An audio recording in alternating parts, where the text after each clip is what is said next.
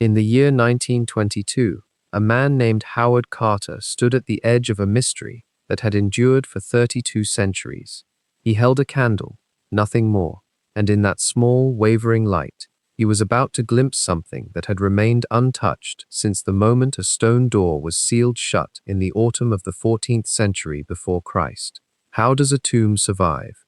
How does a place meant to hold the most precious treasures of a dying boy king remain hidden while empires crumble around it, while armies march through the very valley where it sleeps, while grave robbers tunnel through stone searching for gold, and somehow, impossibly, they pass right by? This is the question that draws us into a story older than memory and deeper than the desert itself. If you find yourself drawn to the mysteries of ancient tombs, to the slow unfolding of secrets buried beneath millennia of silence, to the story of how one boy's final resting place became a window into an entire vanished world, consider subscribing to follow the complete, unbroken journey through Tutankhamun's tomb with us. From the moment of discovery through every corridor, every chamber, every artifact, across the whole night ahead.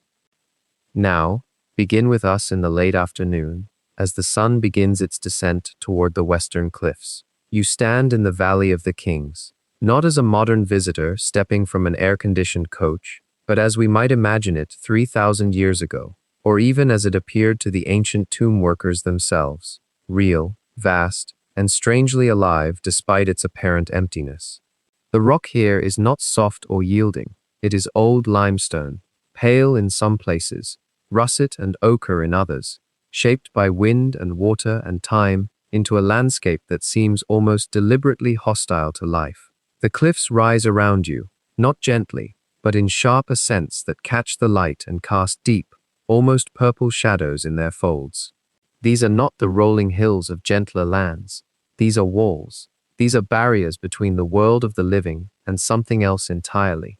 The heat, even as evening approaches, rises from the stone in waves that shimmer and distort the air above the sandy floor. It is a dry heat, the kind that seems to pull moisture from your very breath. There is no water here, no green thing growing, no bird call to soften the silence.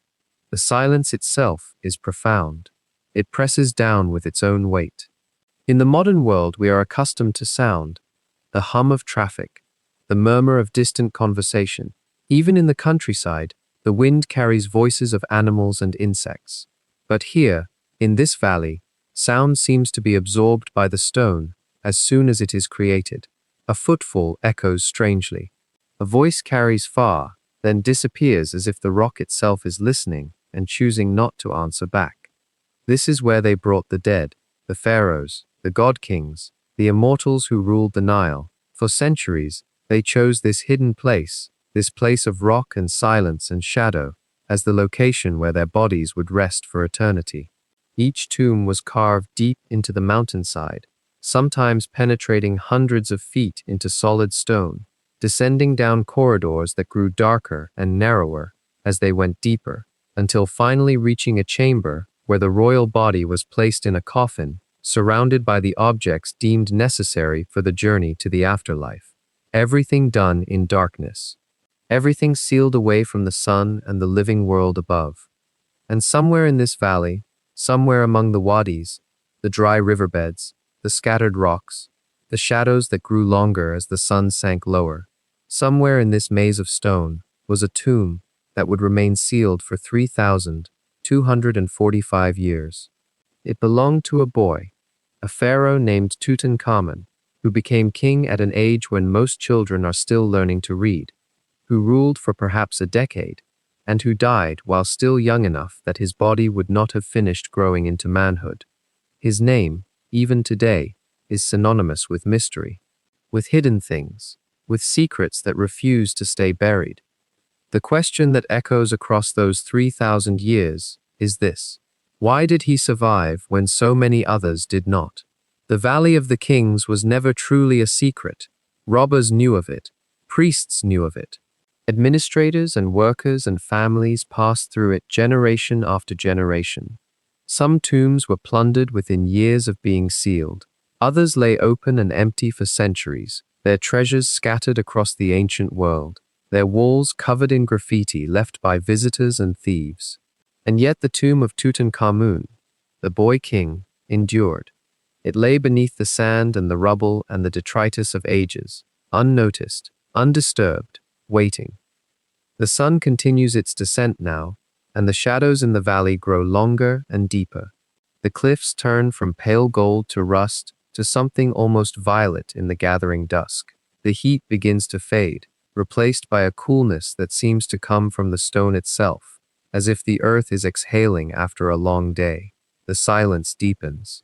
The few sounds that do exist, perhaps the distant cry of a hawk, perhaps the slight shuffle of sand blown by a wind so gentle it is almost not a wind at all. These sounds only serve to make the silence more profound when they fade away. It is into this quietness, this stillness, this place of stone and shadow and time that we now descend. Not as archaeologists with tools and notebooks, not as tourists with cameras and questions, but as visitors moving backward through history itself, step by step, breath by breath, settling deeper with each moment.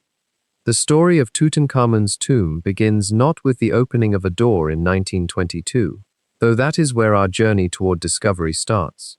It begins thousands of years before, in a world of gods and pharaohs and rituals so ancient and so intricate that they seem to belong to a different order of existence entirely. It begins in the Nile Valley, in a time when the river was not merely a geographical feature, but the very center of a universe, the axis around which all meaning turned. And as the light fades from the western sky, as the temperature continues its gentle drop, as the silence seems to settle more deeply into your awareness, we begin to move backward through time, toward the moment when a boy king took his throne, toward the day when he died, toward the night when his tomb was sealed. The journey is long, the story is intricate, but the ending, the mystery that will draw us forward through the night, was already written 32 centuries ago, when someone made the decision to seal that door and walk away, leaving behind a secret that would wait in darkness for a man with a candle to finally arrive. We have 3,245 years to walk through together, and every step of that journey awaits us. The tomb itself is a story written in stone and sealed in silence, a narrative that began not with discovery, but with forgetting, and perhaps that is where we should begin our descent. If you have ever wondered what it truly means for something to disappear, to vanish so completely that entire civilizations rise and fall in ignorance of its existence, then you understand the premise of what lies ahead. This is not merely the story of a boy king, though it is that. It is the story of how a human wish, the desperate, enduring wish to be remembered, can survive not just centuries but millennia, buried beneath rubble and time, waiting for the precise moment when someone with the right combination of patience, desperation, and stubborn belief might call it back into light. We will walk through every corridor of Tutankhamun's story across the long night ahead. We will move backward in time first, sinking through the centuries that buried him, then forward through the excavation that exposed him, and finally into the meaning of what his tomb reveals about the human heart itself. There is something profound about tracing this path slowly, allowing each discovery to unfold not as it was rushed out by excited archaeologists, but as it deserves to be encountered, with pause, with reflection, with the kind of unhurried attention that sleep documentary offers. To truly understand why a tomb sealed in the time of the 18th dynasty survived the robberies and upheavals that destroyed nearly every other royal burial, you must first understand the world in which it was constructed. You must know the gods that the ancient Egyptians believed watched over the dead, the pharaohs who ruled them, the Nile whose rhythms organized every aspect of existence. You must sense what it was like to live in that Bronze Age moment, when empires were colliding, when one man attempted to reshape the entire religious cosmos of a civilization, and when a boy barely old enough to understand the weight of a crown found himself thrust into that turbulent inheritance.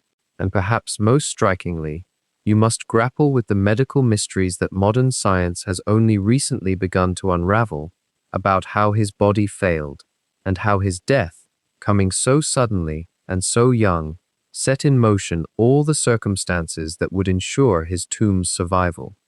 The accidental preservation of Tutankhamun's burial is itself a kind of miracle, one born not from reverence, but from haste, from the practical realities of a pharaoh dying far younger than anyone anticipated. The hurried nature of his entombment, the smaller tomb that was prepared for him rather than the grand monuments befitting a king, the very speed with which everything was sealed and forgotten, all of these factors conspired to hide him away so thoroughly that when later dynasties and invasions swept across the Valley of the Kings, they left him undisturbed. Beneath debris and loose stone, unnoticed by the very tomb robbers who hunted so methodically for other royal burials, Tutankhamun waited. Layer upon layer of dust and rock accumulated above him. The ancient world moved on. Empires rose. Alexandria became a center of learning. Rome conquered Egypt. Christianity spread. Islam arrived. Dynasties of Mamluk rulers held dominion. The Ottoman Empire claimed the land. And still, in the Theban hills, the boy king lay in darkness, his golden mask unmoved, his treasures untouched, his story temporarily erased. It takes a peculiar convergence of events to resurrect the dead. It takes a European fascination with Egyptian antiquity that grew almost obsessively throughout the 19th century, following the Napoleonic expedition and the decipherment of hieroglyphics. It takes a British lord with failing health and enough wealth to fund a search through the desert. It takes an archaeologist so determined that he spent years digging in the wrong places, following theories that led nowhere, supported by a patron who grew weary of failure but did not withdraw his backing. It takes one final season of excavation, one last chance, one carefully positioned team of workers clearing away the accumulated detritus of centuries. And then it takes the moment itself, the cutting of a single stone step into virgin rock, the appearance of an ancient sealed door, the realization that something lay beyond it that had not been disturbed for 3,000 years. Howard Carter's candlelight peering through a small hole, the light trembling as he held it close to the darkness, and then the question that would echo across the 20th century, can you see anything? What Carter saw in that first glimpse was not a complete narrative. He saw golden objects, yes, treasures beyond imagining. But the true story of the tomb, the full narrative of Tutankhamun's life and death, and the world that created both, would take nearly a decade to excavate and catalogue. Thousands of artifacts had to be carefully removed, recorded, interpreted. The burial chamber itself had to be opened. 4 golden shrines had to be dismantled. A stone sarcophagus had to be opened with reverent precision. And finally, the innermost coffin, the one containing the body itself, had to be unlocked, revealing the golden death mask that would become the most iconic image of ancient Egypt known to the modern world. Yet what makes this story truly alive is not the treasures alone, as spectacular as they are. It is the person they surrounded, the boy pharaoh whose reign lasted only 9 or 10 years, whose body bore the marks of genetic infirmities and disease, whose death remains in some ways still mysterious despite all our modern scientific scrutiny. It is the plague that ravaged Egypt during his time. It is the fracture in his leg that may have become infected. It is the presence of malaria parasites in his blood. It is the structural collapse of his own bone tissue, a condition that modern researchers have only recently begun to understand. When we examine Tutankhamun's remains not as a sacred artifact, but as the skeleton of a young human being who suffered and died, the tomb becomes something different. It becomes a monument not to godhood or immortality, but to mortality itself, to the universal human experience of illness, frailty, and the passage of time. If you would like to walk this entire path with us, to move from the dusk-colored heat of the Valley of the Kings into the religious cosmos of the 18th dynasty, then to trace the upheavals that shaped his birth, his strange ascension to power as a boy, his quiet reign, the mystery of his death, the sealing of his tomb, and finally the long excavation that revealed him to the modern world, and all that his remains and treasures tell us about how ancient people understood mortality and memory, then we invite you to subscribe and join us for the complete unfolding of this story. We will move through it slowly, deliberately, allowing each layer to settle before we descend to the next. There is no rush. There is only the story, the silence that held it, and the meaning that emerges when we listen carefully enough. For now, let us turn our attention backward through time, past the excavations and the rumors of curses, past the 19th century fascination that made Egyptology a consuming passion for Europe and America, all the way back to the banks of the Nile in the late Bronze Age, to a world utterly foreign to us, and yet governed by concerns that feel achingly familiar. To understand why a boy king's tomb mattered enough to be buried with such care, we must first drift backward through time, to the world that shaped Tutankhamun before he was even born. We are traveling now to the late Bronze Age, to a period when the Nile River held dominion over the fates of millions, when the world was still mostly known through water and sand, and when Egypt stood at the height of its imperial power. This was the era of the 18th dynasty, a line of kings whose names and ambitions had reverberated across the Mediterranean for centuries. The Nile itself was the silent god of this civilization. Every year, with rhythmic precision that never varied, the river would rise in the summer months, swollen by rains far to the south in lands the Egyptians called Nubia. This inundation was not merely a practical event, it was a cosmic renewal, an annual proof that the universe was ordered, predictable, and governed by divine law. The waters would spread across the floodplain, depositing rich black silt that made agriculture possible in a desert that otherwise offered only rock and emptiness. The ancient Egyptians called this fertile ribbon Kemet, the Black Land, and they understood that their entire existence depended on the river's faithfulness. When the inundation came late, or came too little, there was hunger. When it came abundantly, there was prosperity. A pharaoh's legitimacy rested partly on his ability to ensure that the gods maintained the proper order of things.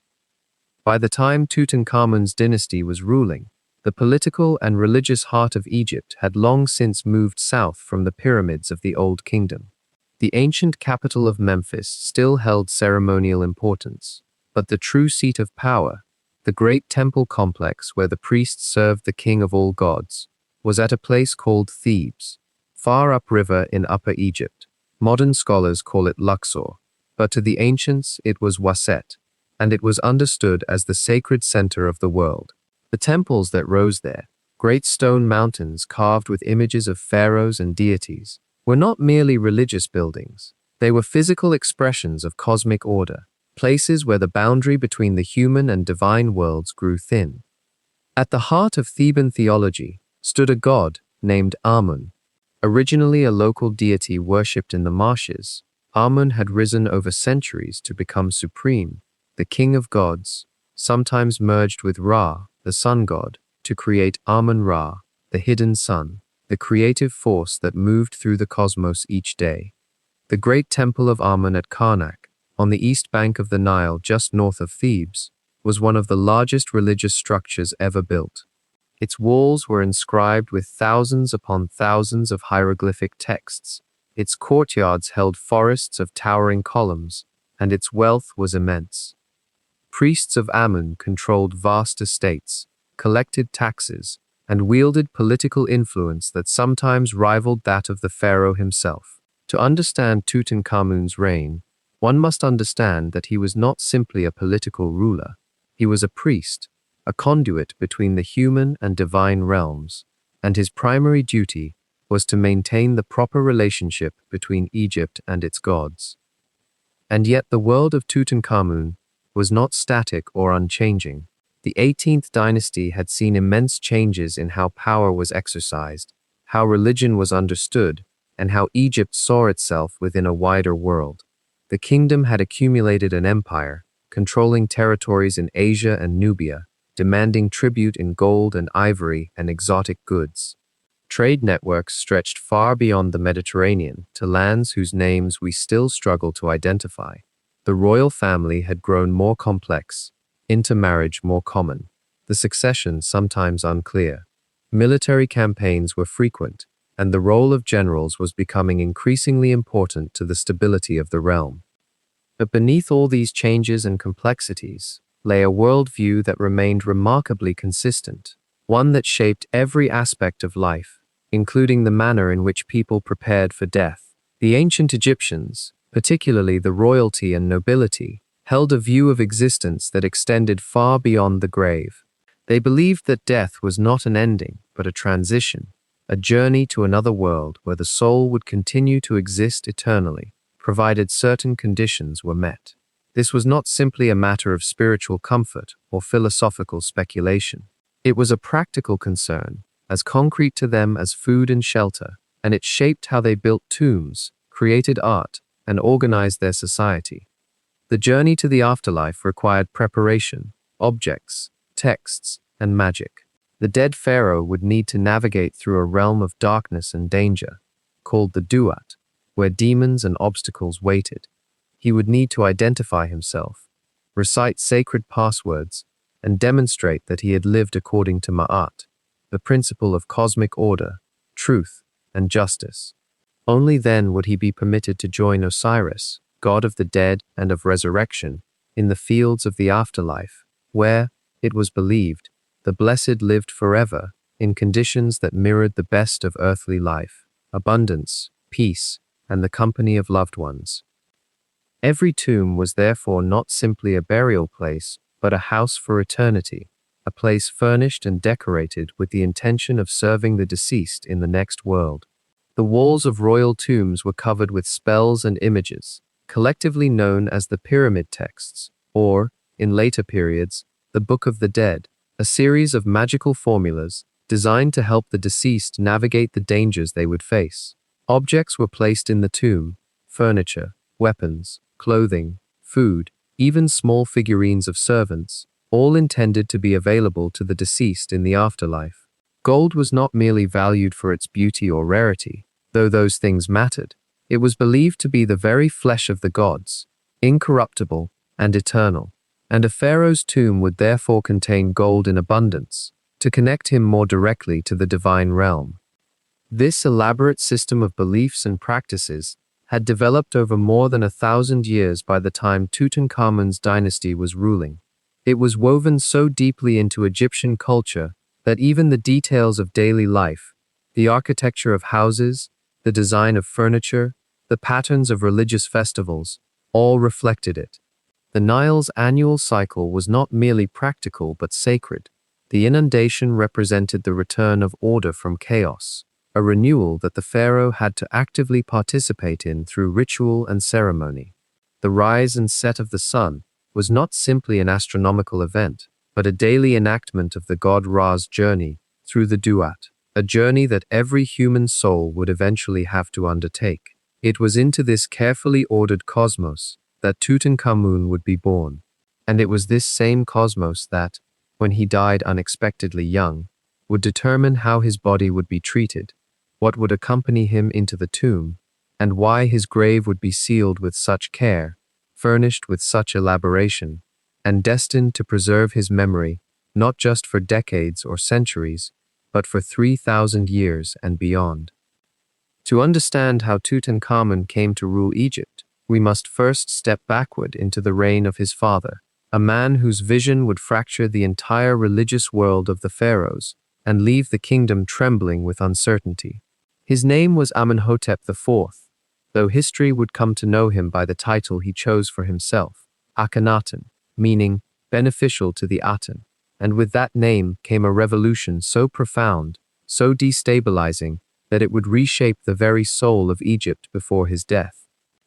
Picture the Egypt of the mid-14th century before the Common Era. The 18th dynasty was at its zenith of power. The temples of Amun at Thebes had grown so wealthy, so laden with gold and land and tribute, that they rivaled the pharaoh himself in influence. The priests of Amun, those robed keepers of the old gods, held in their hands the spiritual destiny of millions. They performed the rituals that kept the Nile flowing, the sun rising, the cosmos in balance, or so they claimed. For centuries, this arrangement had held. The pharaoh was the earthly embodiment of divine power, yes, but the priests were the interpreters of that power, the custodians of ancient knowledge stretching back into the mists of time. And then came Amenhotep IV, a young man whose mind moved in directions that troubled the priests. Where they saw the necessity of the old gods, Amun with his hidden mysteries, Ra with his solar journey, Osiris watching over the dead, Amenhotep saw something else entirely. He saw, in the golden disk of the sun itself, the singular source of all life and creation. He called it the Aten. Not one god among many, but the one God, the sole source of warmth and light and growth. Everything else, he began to whisper, was illusion, born of priestly habit and tradition. It is difficult now, across nearly 34 centuries, to know precisely what moved Akhenaten's heart toward this vision. Was it genuine spiritual revelation, a moment of clarity that struck him with the force of lightning? Was it intellectual ambition, the desire to remake the world according to his own reasoning? Or was it, perhaps, a calculated political move, a way to diminish the vast power that the priests of Amun had accumulated? Scholars and archaeologists have debated this question endlessly, turning it over in their minds like a stone worn smooth by countless hands, and no true certainty has ever emerged. What we know is the consequence. Around the 5th year of his reign, Akhenaten made a choice that astonished his kingdom. He would not rule from Thebes, the sacred capital where Amun's temples dominated the landscape like mountains. Instead, he would build an entirely new city, on a patch of unoccupied desert between Memphis and Thebes, in a landscape of golden limestone cliffs and open plain. He established Akhetaten, the horizon of the Aten. This was not merely a new administrative center. This was a declaration. Here, in this virgin territory, he would create a city devoted entirely to the worship of the Aten. Here, the old gods would have no temples. Here, the priests of Amun would hold no sway. The construction of Akhetaten was rapid, almost frantic in its urgency. Thousands of workers moved stone and clay. Architects designed palaces and temples with revolutionary proportions. The city took shape, as if conjured from the desert itself. Broad avenues, open courtyards, an emphasis on light and air, rather than the enclosed, mysterious chambers of traditional temple architecture. And Akhenaten moved his entire court there. The pharaoh, his wife Nefertiti, whose name means the beautiful one has come, and their daughters would live in this new horizon, surrounded by images of the Aten as a disk, its rays reaching downward like fingers bestowing life. It was a profound break with everything Egypt had been. The traditional temples began to close. The names of Amun were chiseled from monuments in acts of deliberate erasure. Paintings were altered. The plural gods were effaced, erased, as if they had never existed. One God, one truth, one pharaoh speaking directly to that truth without the intermediary of priests and tradition. For those who saw in this vision a liberating clarity, a stripping away of unnecessary complexity, it must have felt revolutionary, even transcendent. For the vast priesthood whose power and wealth were bound up in the old religion, it felt like catastrophe. But here is the curious paradox that historians and archaeologists continue to contemplate. For all its radical nature, Akhenaten's revolution never truly took root in the hearts of Egypt's common people.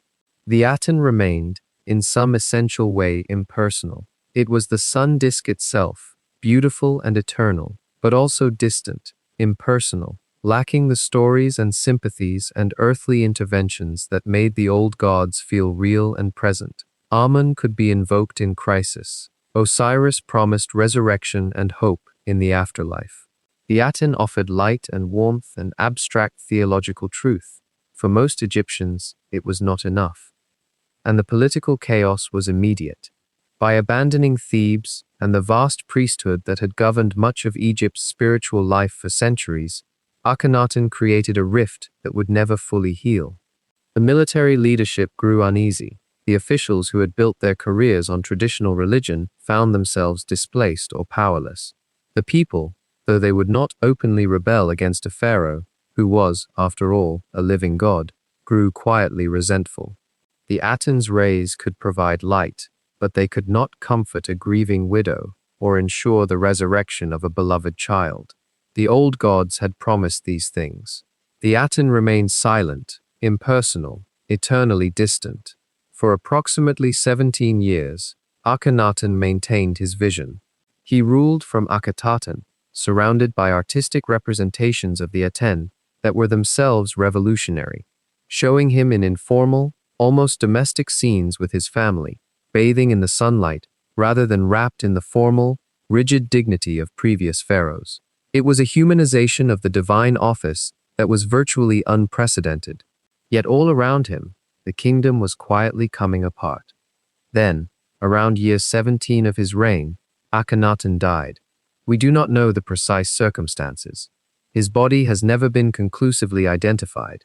He was perhaps 30 years old, perhaps younger. His tomb has not been found in the Valley of the Kings. Some scholars believe he was buried in Akhetaten itself, in a tomb in the royal necropolis of that abandoned city. Others suggest his remains were destroyed, scattered in an act of deliberate obliteration by those who would restore the old order. What is certain is that, with Akhenaten's death, the Aten's reign over Egypt ended almost immediately. The new rulers, Akhenaten's son-in-law Smenkhare, and then a young boy whose birth name was Tutankhamun, quickly moved away from Akhetaten. The desert city was abandoned. Its temples were left to weather and time. The priests of Amun, sensing their moment, began their patient restoration of the old order. The Aten's worship faded almost as quickly as it had arisen, becoming in many ways a kind of forbidden memory, a dangerous experiment that had nearly torn Egypt apart. The young boy who would become Tutankhamun was born into this world of religious upheaval and political fracture. Whether he was truly Akhenaten's son, or the child of a lesser wife or concubine, the question remains shrouded in mystery. He entered life during the peak of this strange new vision. He would have spent his earliest years, had he been old enough to have any memory of it, surrounded by the Aten's worship, by the revolutionary art of Akhetaten, by his father's break with everything Egypt had known. But he would inherit, too, the resentment and confusion that Akhenaten's reign had sown. This was the turbulent world into which Tutankhamun was born, a kingdom divided between the old gods and the new, between tradition and radical change, between the power of the priesthood and the will of a single, visionary pharaoh. As we move deeper into his story, we will see how this legacy of upheaval and spiritual crisis would shape every decision of his short life, every choice made by those who advised him, and ultimately, the very nature of the tomb in which he would be laid to rest. The question of who Tutankhamun truly was begins not with certainty, but with whispers, with the soft, uncertain murmur of scholars leaning over fragments of papyrus and inscriptions that offer tantalizing glimpses but never quite complete answers. His parentage has become one of Egyptology's most enduring mysteries, and the truth, if there is one single truth, seems to have been deliberately obscured, or perhaps simply lost in the dust of 3 centuries of upheaval. What we know is layered with what we suppose, and what we suppose shifts as new evidence surfaces, like stones emerging from sand as wind shifts across a riverbed. The most widely accepted account places Tutankhamun as the biological son of Akhenaten, the heretical pharaoh whose reign had upended the entire religious order of Egypt. Yet even this assertion carries doubt, like a footprint slowly filling with sand. Some scholars propose that he was born to one of Akhenaten's lesser wives, perhaps a figure whose name has been erased from official records or never recorded at all. Others suggest connections to secondary royal households, children of concubines whose status was never formally acknowledged. DNA analysis conducted in the early 21st century has provided some clarity, confirming biological relationships. Yet these scientific findings have also raised new questions about the precise identity of his mother and the full context of his lineage. The mystery persists not because evidence is absent, but because the evidence itself speaks in fragments, in half-told stories preserved on objects never meant to reveal such secrets. Consider the possibility that his childhood was spent in an atmosphere of profound instability, in a court where the old certainties had been shattered. Akhenaten, his father or presumed father, had broken with over 1,000 years of religious tradition. The priesthood of Amun, once the most powerful institution in Egypt, had been marginalized, their temples defunded, their worldly authority stripped away. In their place, Akhenaten had erected worship of the Aten, the solar disk, a revolutionary monotheistic impulse that left the entire religious bureaucracy in disarray. For a young child growing up in the midst of such upheaval, the world would have felt somehow unstable, as though the very foundations of cosmic order had been questioned and rearranged. We do not know with certainty where Tutankhamun spent his earliest years. Some evidence suggests that after Akhenaten's death, he may have been raised in the city of Akhetaten, the new capital built in the middle of the desert, a city so thoroughly abandoned that by the time Tutankhamun came of age, it stood largely empty, reclaimed by sand and silence. The city that Akhenaten had envisioned as eternal, as a monument to his new faith, became instead a ghost. If this is where the young prince spent his childhood, he would have grown up surrounded by architectural grandeur, slowly being swallowed by the desert, by temples and palaces that were no longer filled with ceremony and purpose. What would such a childhood impart? A sense of impermanence, perhaps, an awareness that even the greatest ambitions of pharaohs could be undone by time and the tides of political will. Other scholars propose that he was taken into the household of Ai, a powerful administrator, and perhaps his grandfather or great-uncle, a man whose loyalty had shifted with the winds of political fortune. Ai appears in the records as a figure of considerable influence, a man who had navigated the troubled reign of Akhenaten and lived to see its end. If Tutankhamun was indeed raised at least partially under Ai's care, he would have been exposed to courtly intrigue, to the careful calculations of those who understood how to preserve power through the chaos of religious and political upheaval.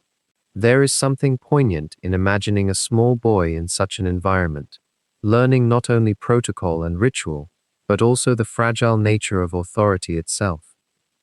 The timeline of his early life remains frustratingly vague. His name at birth may not have been Tutankhamun at all. Evidence suggests he was called Tutankhaten, bearing the theophoric element of the Aten that Akhenaten had imposed on his family. This name change, occurring when he ascended the throne, or shortly thereafter, marked a deliberate shift, a symbolic return to the worship of Amun, and a rejection of his father's legacy. Such a renaming was not merely administrative, it was a statement of identity and allegiance, a child severing himself from his father's vision and aligning with the priesthood that his father had attempted to diminish.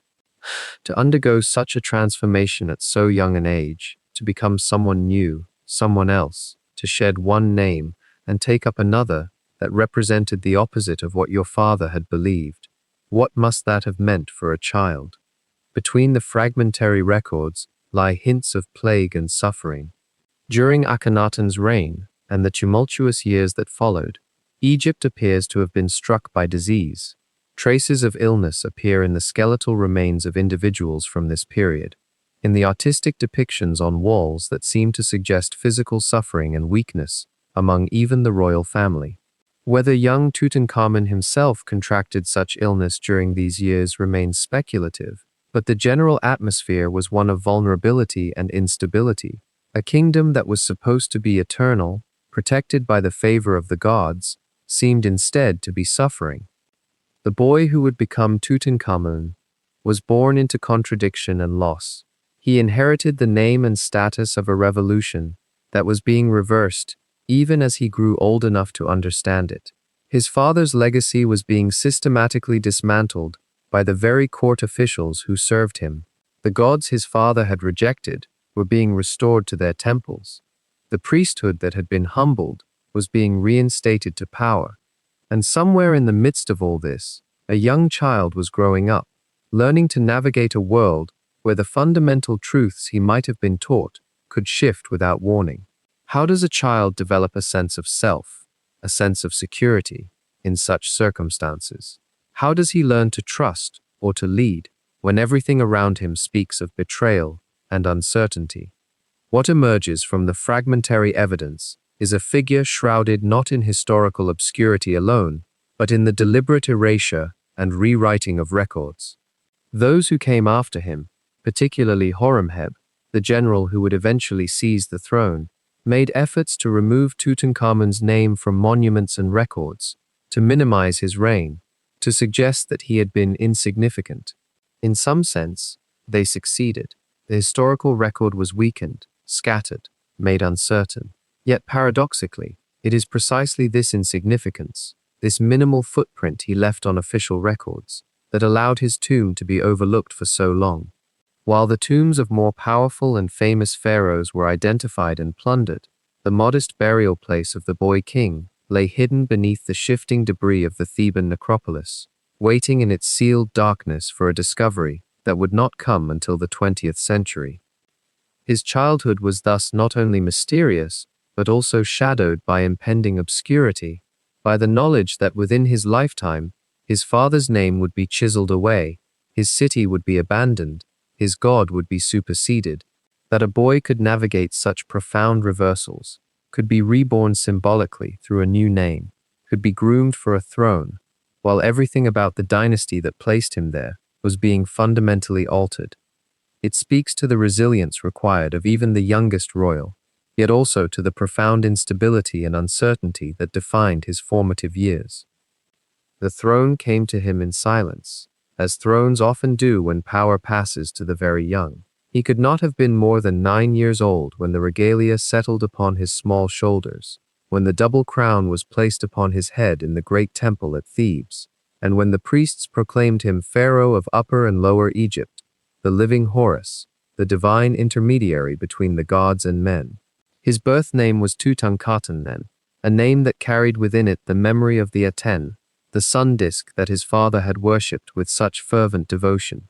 But the priests had other plans for who this boy would become. Around him, the court breathed a collective exhale of relief.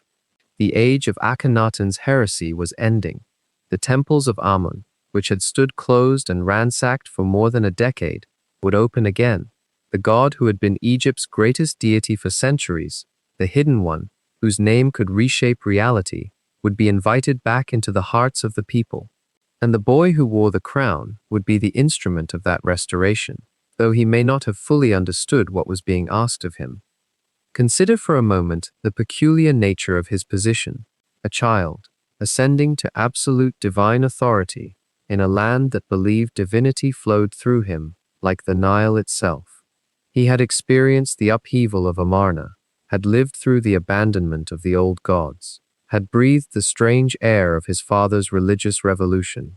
Yet within months of his ascension, he was being guided toward the erasure of that very world. His name itself would be changed. Tutankhaten became Tutankhamun, and in that small linguistic shift lay the admission that Amun had been restored to supremacy, that the Aten's moment had passed like a dream upon waking. The restoration was not his doing, of course. Behind the throne, in the shadows of ceremony and administrative duty, 2 men held the true weight of kingship. One was I, a man of mysterious origins whose power had grown steadily through years of service. Some scholars believe he may have held the title of vizier, Egypt's highest official beneath the pharaoh himself. He had navigated Akhenaten's reign without losing favor, had perhaps even served in Akhenaten's government, and now he positioned himself as the boy king's closest advisor. The other was Horemheb, a military general whose authority over Egypt's armies was absolute. Together, these 2 men would shape the reign of a child pharaoh, and through him, reshape the direction of an empire. What did young Tutankhamun think of this arrangement? We cannot know. History rarely records the inner thoughts of children, even royal ones, but we can imagine the weight of it. The ceremonial demands, the endless ritual. Each day would have begun before dawn, with priests helping him perform the sacred rites in the sanctuary of Amun at Karnak. His hands would offer the first bread and beer to the god's statue. His voice would speak words of power in the temple darkness. His body would be purified and dressed in garments of linen, so fine they nearly dissolved in the fingers. The restoration of Amun was not merely a matter of policy or theology. It was a complete reorientation of Egyptian religious life, and the boy pharaoh stood at the center of it all. The speed of the change tells us something. Within the first regnal year, perhaps within the first months, new decrees were issued. Temples received new inscriptions erasing Akhenaten's name and the Aten's image from the historical record. Priests who had been displaced or diminished during the previous reign found themselves restored to power and wealth. The Temple of Amun at Thebes, that vast and sprawling complex of pylons and courtyards and sanctuaries that was itself a small city, began to receive offerings again. Stones were quarried, reliefs were carved, wealth flowed back into the priesthood. Some of this was undoubtedly Ai's doing. He had the experience, the political acumen, the connections. Others whisper that he may have orchestrated far more than the restoration of religion. But Horemheb's influence should not be underestimated either. A military man does not typically concern himself with the nuances of theological policy, and yet Horemheb's power was growing. Commissions were issued in his name, his titles multiplied. He was deputy of the king in all his places, a phrase that suggests an authority nearly as broad as the pharaoh's own. Did these two men work in harmony, or did tensions simmer beneath their cooperation? History has not left us with clear answers, but we can read between the lines of later events. After Tutankhamun's death, Horemheb would eventually become pharaoh himself, and in doing so, he would ensure that his predecessor's memory was preserved in a way that Ai's was not. This suggests, perhaps, that the distribution of power during the boy king's reign was never entirely settled, never truly at peace. Yet the reign itself appears to have been, on its surface, a period of stability. The borders of Egypt were not challenged. The Nile rose and fell in its proper rhythms. Gold continued to flow into the royal treasury from Nubia and Kush. The people, we might imagine, were grateful to have returned to the familiar ways of their gods. The temples were full again. The priesthood was ascendant. Order, that most precious commodity in any ancient state, had been restored. But what of the boy himself? He would have received an education befitting his station, though much of it would have taken place within the palace walls, in the company of other royal children or the sons of nobles. He would have learned to read and write the hieroglyphic script, to understand the mathematics of land measurement and taxation, to master the protocols of religious ceremony. He would have been taught the art of warfare, given a bow, trained to hunt. He would have spent time in the chariot, learning to control horses that were themselves royal beings, bred and trained with as much care as the pharaoh himself. The hunting expeditions are particularly intriguing to consider. Egypt's pharaohs hunted for sport and for ritual significance. The act of bringing down a lion or a wild bull was not merely a display of strength or courage. It was a symbolic reenactment of the eternal struggle between order and chaos, between the pharaoh's divine power and the untamed forces that threatened the stability of creation itself. When young Tutankhamun hunted, he was not simply pursuing an animal. He was participating in the cosmic drama that validated his very right to rule. His advisors would have let him hunt, of course, but always with protection, always with skilled huntsmen nearby, always within carefully controlled circumstances. A child pharaoh was irreplaceable. If he was killed in an accident, the throne would pass to someone else, and the delicate balance of power that Ai and Horemheb had constructed might collapse. They would have kept him close, safe, watched. We do not know if Tutankhamun was lonely. Royal children often are, separated from the normal companions of childhood, trained from infancy to understand that they are different, that they belong to a different order of being. But he was not friendless. Somewhere in the palace, there were other children, other young nobles and princes, and among them was a girl. Her name was Ankhesenamun, and she may have been his sister, or perhaps a cousin of uncertain relation. The genealogies of the 18th dynasty are complex and sometimes contradictory, and scholars continue to debate the precise relationships. But what is certain is that Ankhesenamun became his wife, and they ruled together, 2 children in a palace filled with adults who held the true power. Their marriage, sealed by royal decree and temple ceremony, was not unusual in the context of the Egyptian royal family. Royal incest, which would have been unthinkable in most human societies, was permissible and even expected among the pharaohs. It was believed to mirror the relationships among the gods themselves, where Osiris had married Isis, his sister, and their union had produced Horus, the god embodied by every pharaoh. If the pharaoh was to be truly divine, his bloodline must be kept pure, unpolluted by the lesser blood of commoners. And so Tutankhamun and Ankhesenamun were wed, and together they became the public face of Egypt's restored religious order. What did they feel for one another, these two children, bound by blood and politics and the weight of a throne? Again, history is silent. Perhaps they became companions in their isolation, understanding each other in ways that adults could not fully appreciate. Perhaps they found comfort in shared confusion, in the ritual demands placed upon them both. Or perhaps they were simply co-performers in an elaborate pageant, speaking their lines, making their gestures, while around them the machinery of state ground forward with the indifference of the Nile's eternal flow. The reign continued, year after year. Tutankhamun grew, his body lengthened, his face matured, though he would never reach full manhood.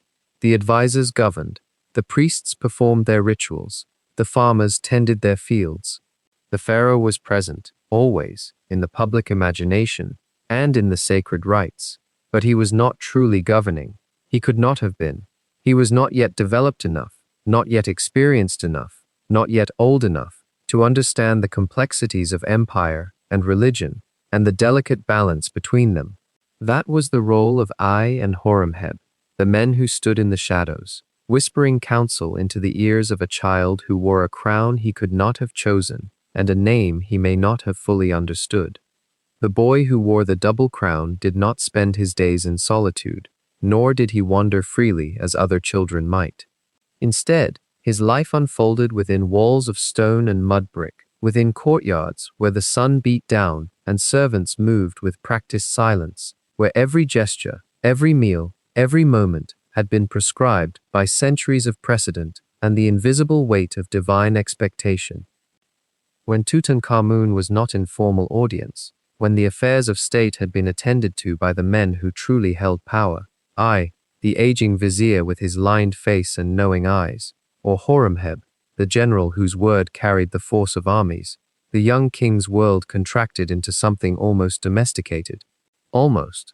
The royal residences at Thebes and Memphis were not homes in any ordinary sense, but rather vast compounds, interconnected labyrinths of limestone and painted plaster, where function and ceremony were so interwoven that it became impossible to separate the two. A simple meal was a ritual. A walk through a garden was a performance. Even sleep, perhaps, was monitored and regulated. In the early hours, before the heat became unbearable, the court would begin to stir. Servants moved through corridors carrying jugs of water, linens woven so finely they seemed almost translucent, oils scented with myrrh and lotus. The young pharaoh would be bathed, a formal affair, not merely for cleanliness but for purification, for the maintenance of his ka, that invisible double that the Egyptians believed inhabited every living thing. The water would be warm, perfumed, and the hands that poured it would belong to those trained from childhood in the precise rituals of royal care. Consider how different this must have been from the hurried ablutions of ordinary life, how the very act of being tended to in such meticulous fashion would have reinforced, day after day, the truth that he was not as other men. His clothing reflected his status in ways that transcended mere decoration. Linen, the fabric of gods and kings, would be fitted to his young frame. Thin, almost translucent linen in the summer months, softer and lighter than anything a commoner would ever touch. Over this, collars of gold and semi-precious stone, lapis lazuli, the deep blue of night sky, carnelian, the color of dried blood, turquoise, the shade of shallow water. These were not ornaments chosen for vanity, though vanity may have played its quiet role. They were declarations. They were language. Every color, every material, every arrangement carried meaning that the educated courtiers could read as easily as hieroglyphic script. The colors themselves were believed to hold power: blue for the sky god, red for chaos held at bay, gold for the eternal, incorruptible flesh of the gods themselves.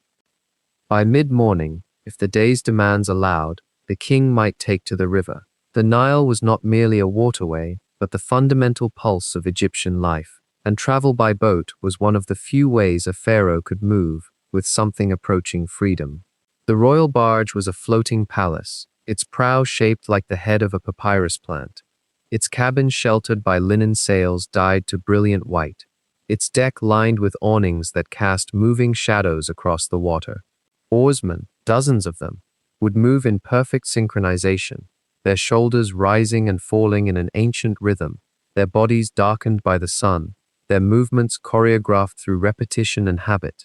The sound of their efforts, the splash and gurgle of oars, the creak of the wooden hull, the hiss of water, would have been a constant, almost meditative drone.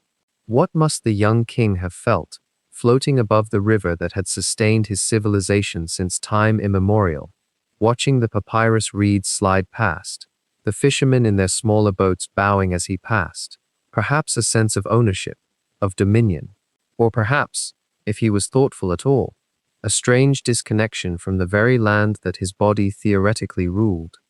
Hunting was another world entirely, and one that the young pharaoh would have been encouraged to master, for a king who could not hunt was a king who could not wage war, and a king who could not wage war was unfit for the throne. The royal hunting expeditions were carefully orchestrated affairs, nothing like the desperate, chaotic hunts of common men trying to supplement their stores of grain and bread. Instead, they were performances, arenas in which the king could demonstrate his courage, his skill, his dominion over the wild forces that threatened civilization. The birds would be driven into nets by beaters moving through the marshes, their numbers so great that the sky itself seemed to darken. Tutankhamun, bow in hand, would have been positioned for the kill, his arrows finding their marks with the aid of hours of practice, of instruction from men whose entire lives had been dedicated to such training. The fowling grounds near Memphis were particularly renowned, vast stretches of papyrus marsh where the air hung thick with the cries of geese and herons and duck, where the smell of wet earth and rotting vegetation mixed with the perfume the courtiers wore to mask it. Chariot riding occupied similar space in the royal imagination, the swift, sleek vehicles pulled by horses with flared nostrils and tossing manes, animals that had been bred and trained to understand the subtlest shifts of pressure on the reins. The young king would have spent hours learning to master these temperamental creatures, to drive them across the hard-packed earth with precision and speed. There was danger in it, real danger, and perhaps that was part of the appeal. In the relative safety of the hunting ground, under the watchful eyes of armed guards, a young pharaoh could experience something approaching genuine risk, could prove something to himself and to the courtiers who watched. Tomb paintings show such scenes, the king in his chariot, horses galloping, enemies scattered beneath the wheels. But the actual hunting expeditions, while certainly tinged with an element of peril, were carefully controlled, theatrical in their way, more ballet than actual battle. The material world surrounding this young king was one of almost incomprehensible richness. Gold was everywhere, not as an occasional treasure, but as a primary building material, a statement of permanence and divinity. The furniture in his chambers would have been gilded or solid gold, tables and chairs, chests and boxes, all executed with extraordinary craftsmanship. Inlay work was ubiquitous, ebony and ivory fitted together in intricate patterns, or semi-precious stones arranged to catch the light. Faience, that distinctive glazeware that the Egyptians had perfected over centuries, appeared in every color imaginable, brilliant blues and greens and yellows, often shaped into vessels or figurines or tiles that decorated the walls of courtyards and rooms. The effect, in total, must have been overwhelming. A sensory experience in which every surface gleamed or glowed or glittered, in which the eye never rested on anything plain or ordinary or uninventive. Meals, when the court dined together, were elaborate ceremonies in themselves. The foods, bread from wheat and barley, vegetables grown in gardens watered by the Nile's annual flood, fish from the river, duck and geese, beef for special occasions, fresh fruit including grapes and dates and pomegranates, honey as a sweetener, would be arranged on tables with deliberate artistic intent. Wine from the Delta vineyards would flow, and beer, which was consumed even by children as a staple beverage, as essential as bread. Musicians would play their instruments, the harp, the lute, the sistrum with its rattling discs of bronze, creating an atmospheric backdrop to the meal.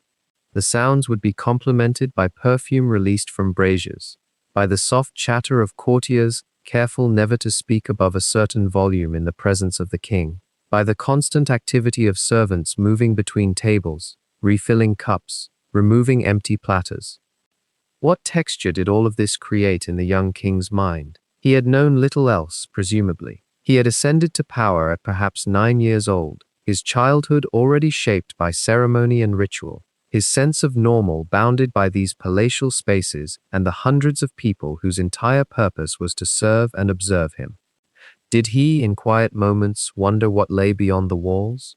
Did he understand that there were Egyptians, thousands upon thousands of them, whose daily lives bore no resemblance whatsoever to his own, whose meals were simpler, whose clothes were rougher, whose surroundings held no gold and no lapis lazuli? Or had the walls of the palace become so complete a world that nothing beyond them seemed quite real? The rhythm of his days was punctuated by religious observance. At sunrise, there would be prayers. At noon, offerings to the gods. At sunset, more prayers, more formal gestures of devotion and propitiation. The temples were as much a part of royal life as the palaces, and in some sense, the boundary between the two was deliberately blurred. The king was not merely a worshipper of the gods. He was their intermediary, their son, their earthly representative. Every ceremony he performed, every offering he made, had cosmic significance. When he poured water over a statue of Amun, he was not merely performing a gesture, he was maintaining the order of the universe itself, sustaining the balance between chaos and harmony that the Egyptians called Ma'at. The weight of that belief, carried forward by every member of the court, every priest, every citizen who heard the stories, must have been immense. And yet he was still, in many ways, a boy. The evidence from his tomb suggests that he kept toys, perhaps not in the sense that a modern child might play with toys, but objects of comfort or amusement. He owned board games, including a version of Senet, that ancient game of chance that the Egyptians believed held spiritual significance, that the soul would play in the afterlife. Did he play these games? With whom? Under what circumstances? The questions hang in the air, unanswered and perhaps unanswerable. What we know is that he lived in a world of extraordinary material richness, surrounded by beauty and craftsmanship of the highest order, attended to by hundreds of people, dressed in the finest fabrics, eating the finest foods, and yet, perhaps, profoundly lonely. Or perhaps not lonely at all, perhaps entirely comfortable in a life shaped entirely by ritual and ceremony, in which his role was so clearly defined that he never questioned it. Perhaps the walls of the palace and the temples felt, yet something peculiar haunts the historical record of this young king, a shadow that modern science has only recently begun to illuminate in ways that transform our understanding of his brief reign. When archaeologists and physicians have turned their attention, in recent decades, to the physical remains of Tutankhamun himself, his bones, his tissues, the very material substance of his mortality, they have discovered a body far more fragile than the images of his golden mask might suggest. A young man whose life was constrained and shaped by conditions we can only now perceive with clarity. The discovery begins not with grand pronouncements, but with the simple accumulation of clinical observation.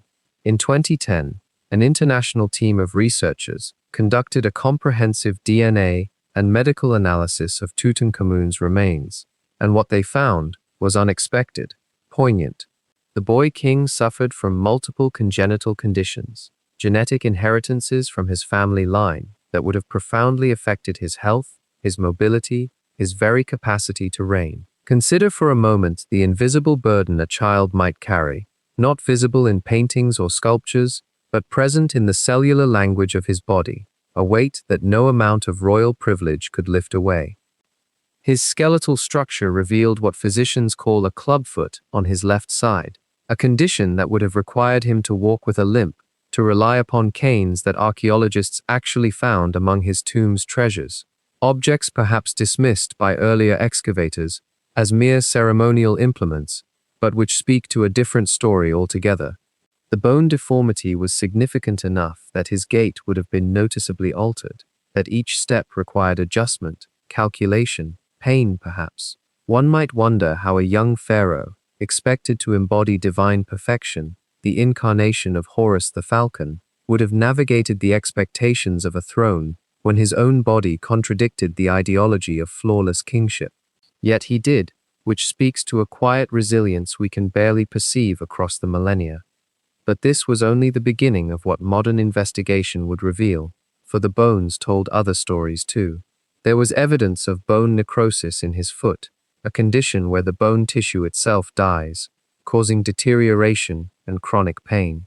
The scientists who examined him found that the blood supply to portions of his foot had been compromised, leaving areas of dead bone that would have created persistent discomfort, perhaps infection, certainly limitation. Combined with the clubfoot, this would have rendered walking a constant negotiation between desire and capability, between the role demanded of him and the body that carried him through his days. Then there is the matter of malaria, a disease we think of as tropical and preventable, yet which moved through ancient Egypt with the Nile's flooding, which settled into the marshes and stagnant waters, which waited in the body long after the acute infection had faded. Genetic analysis found evidence that Tutankhamun had contracted malaria, Plasmodium falciparum, one of the most dangerous strains, and that he carried it chronically in his system. One can imagine this as a persistent exhaustion that no amount of rest would fully cure, a fever that came and went, a sickness that weakened the body's capacity to heal from other injuries, to maintain strength, to sustain the demands of rule. Malaria in the ancient world was not something one simply recovered from and moved beyond. It was something one lived with, accommodated, endured. There is an interesting and rather touching detail embedded in the tomb's furnishings. Among all the golden furniture, the jeweled weapons, the elaborate canopic jars, archaeologists found walking sticks and canes in abundance. More than a dozen of them, crafted from ebony and precious woods, some adorned with gold, some decorated with the royal cartouche. Why would a young man, a pharaoh in his prime, require so many canes? The answer seems evident now, in hindsight. He needed them, he relied upon them, and different occasions demanded different implements. These objects shift, in our modern understanding, from ceremonial curiosities to documents of lived experience, to evidence of a king who moved through his world with visible limitation. Yet the most significant finding, the one that continues to invite scholarly discussion and gentle speculation, concerns the exact cause of death. Tutankhamun died at approximately 18 years of age, though even this age is not entirely certain, and the question of why remains partially shrouded. Was it the malaria, chronic and wearing, finally overwhelming his system? Was it an infection that the clubfoot created, that spread through his leg and into his blood? Was it a fracture, and here the evidence becomes more interesting still, that occurred during his final weeks, and either directly caused his death, or, more likely, led to complications that his already compromised body could not withstand? Examination of his leg bones revealed a break in the femur, the long bone of the thigh. An analysis suggested this occurred very close to the time of his death, perhaps weeks before, perhaps days. There is a photograph within the scientific record that shows this fracture in cross-section, and it is notable for what it shows. The bone had begun to heal, which means the break occurred some time before death, that Tutankhamun had lived with this injury for a period, that he had endured it. But the nature of the break, its location, the kind of stress fracture it represents, all of this has led some researchers to wonder whether it resulted from a fall, whether the clubfoot compromised his balance sufficiently that he might have stumbled, or whether it was something else entirely, a chariot accident perhaps, which would have been fitting for a young warrior king, or perhaps an injury inflicted in some other way. What is certain is this: by the time of his death, Tutankhamun's body was a landscape of compromise, of systems in decline, of conditions compounding one another in ways that medical science recognizes as mutually reinforcing. The congenital deformities that shaped his skeleton from birth, the malaria that persisted in his blood, the bone necrosis that created chronic pain and vulnerability to infection, the fracture that came near the end. These were not separate ailments to be considered in isolation, but threads woven together in the final tapestry of his health, each one weakening his capacity to survive the others. There is something deeply human in this recognition, is there not? A young man, celebrated as divine, adorned in gold, surrounded by power and privilege, yet constrained by a body that rebelled against the image of perfection he was expected to embody. He could not run as other young men ran. He could not ride without consideration for his balance. He could not be free from pain, could not simply assume the physical grace that belonged to the ideal of kingship. Yet the evidence suggests he moved through his world nonetheless. He reigned, he made decisions, he participated in ceremonies, he left behind a body of administrative records that speaks to engagement and will. The final illness, whatever it was precisely, arrived at the end of this constrained existence. Perhaps an infection spread through the wound in his leg, perhaps the accumulated stress of maintaining his position while managing constant physical limitation finally overwhelmed his immune system. Perhaps the malaria, always present, always waiting in his cells, seized its moment when his body could no longer fight it off. The historical record shows only absence. He was there, and then he was not, and the kingdom had to move forward, had to prepare him for the afterlife, according to the ancient laws that defined their cosmos.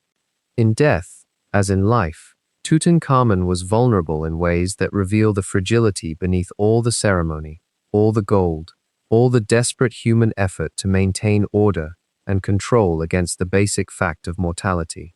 His body, once the site of pain and limitation, was mummified, wrapped in linens, preserved in salt and resin, placed in coffins of wood and gold, surrounded by objects meant to sustain him in the realm beyond. But the body itself, the physical evidence, would sleep beneath the Theban cliffs for 3,000 years, and only in our modern age would it speak again, tell us its truths, remind us that even pharaohs were made of fragile bone and vulnerable flesh. When a pharaoh died, the machinery of the tomb would already be turning before his final breath left his lips. In Tutankhamun's case, however, something went wrong with that ancient, well-oiled machinery. Death came too early. At perhaps 18 or 19 years old, after ruling for roughly 9 or 10 years, the young king simply ceased, and in that sudden absence, the priesthood and his officials faced a crisis they had not adequately prepared for. The royal workshops and stonemasons who carved tombs in the Valley of the Kings operated on a schedule measured in decades. A proper tomb for a reigning pharaoh, a tomb befitting his divine station and his expectations of the eternal afterlife, would take years to excavate from the living rock. Chambers would be expanded, walls would be painted with thousands of hieroglyphs and images guiding the soul through the underworld. Corridors would be enlarged. The burial chamber itself would be spacious, decorated with astronomical ceilings and intricate ritual texts. Tutankhamun, had he lived longer, might have commanded something approaching the grandeur his predecessors enjoyed, but he did not live longer. When he died, there was no such tomb. What existed instead was a small, somewhat modest repository, perhaps originally prepared for a high official or a lesser member of the royal household. Or, as some scholars have gently suggested, it may have been work in progress, a simpler chamber meant for secondary use, something that could be hastily adapted in this moment of sudden crisis.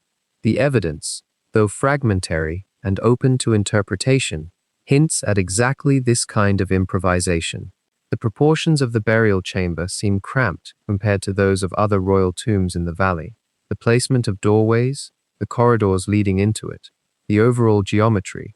There is something hurried about it all, something that speaks of compromise and necessity, rather than the leisurely grandeur one might expect. The speed of preparation must have been extraordinary. Embalming took 70 days, as it did for all pharaohs. During those long weeks, the body of the boy king lay in the workshop of the embalmers, wrapped gradually in the layers of ritual and chemistry that would preserve him for eternity. But what of the tomb itself? What of the paintings that should adorn its walls, the protective spells, the navigation aids for the perilous journey through the Duat, the underworld? When there is no time, when a king has died unexpectedly, corners must be cut. The wall paintings in Tutankhamun's burial chamber, those that do exist, are somewhat hastily executed. The quality of the artwork, which is generally quite fine, shows signs of having been completed under pressure. The gold leaf that adorns certain passages was applied with care, yes, but there is a sense of efficiency about the work, rather than the patient perfection one sees in earlier tombs. Some areas remain incomplete, or bear the marks of slight alterations, as if the design had been revised even as the brushes were still wet. The passage from the treasure chamber to the burial chamber itself is unusually narrow, almost constrained. It is the sort of passage that speaks of practical necessity rather than ceremonial intent. What might have been intended? Some Egyptologists have theorized that Tutankhamun may have originally been destined for a larger sepulchre, perhaps even the splendid tomb in the valley that bears the designation KV62, which is, after all, his final resting place. But more likely, the space now known as his tomb was simply adapted from an existing structure. It was a room that could be made functional. It could be sealed. It could hold the sarcophagus. It could contain the treasures meant to accompany him into the next life.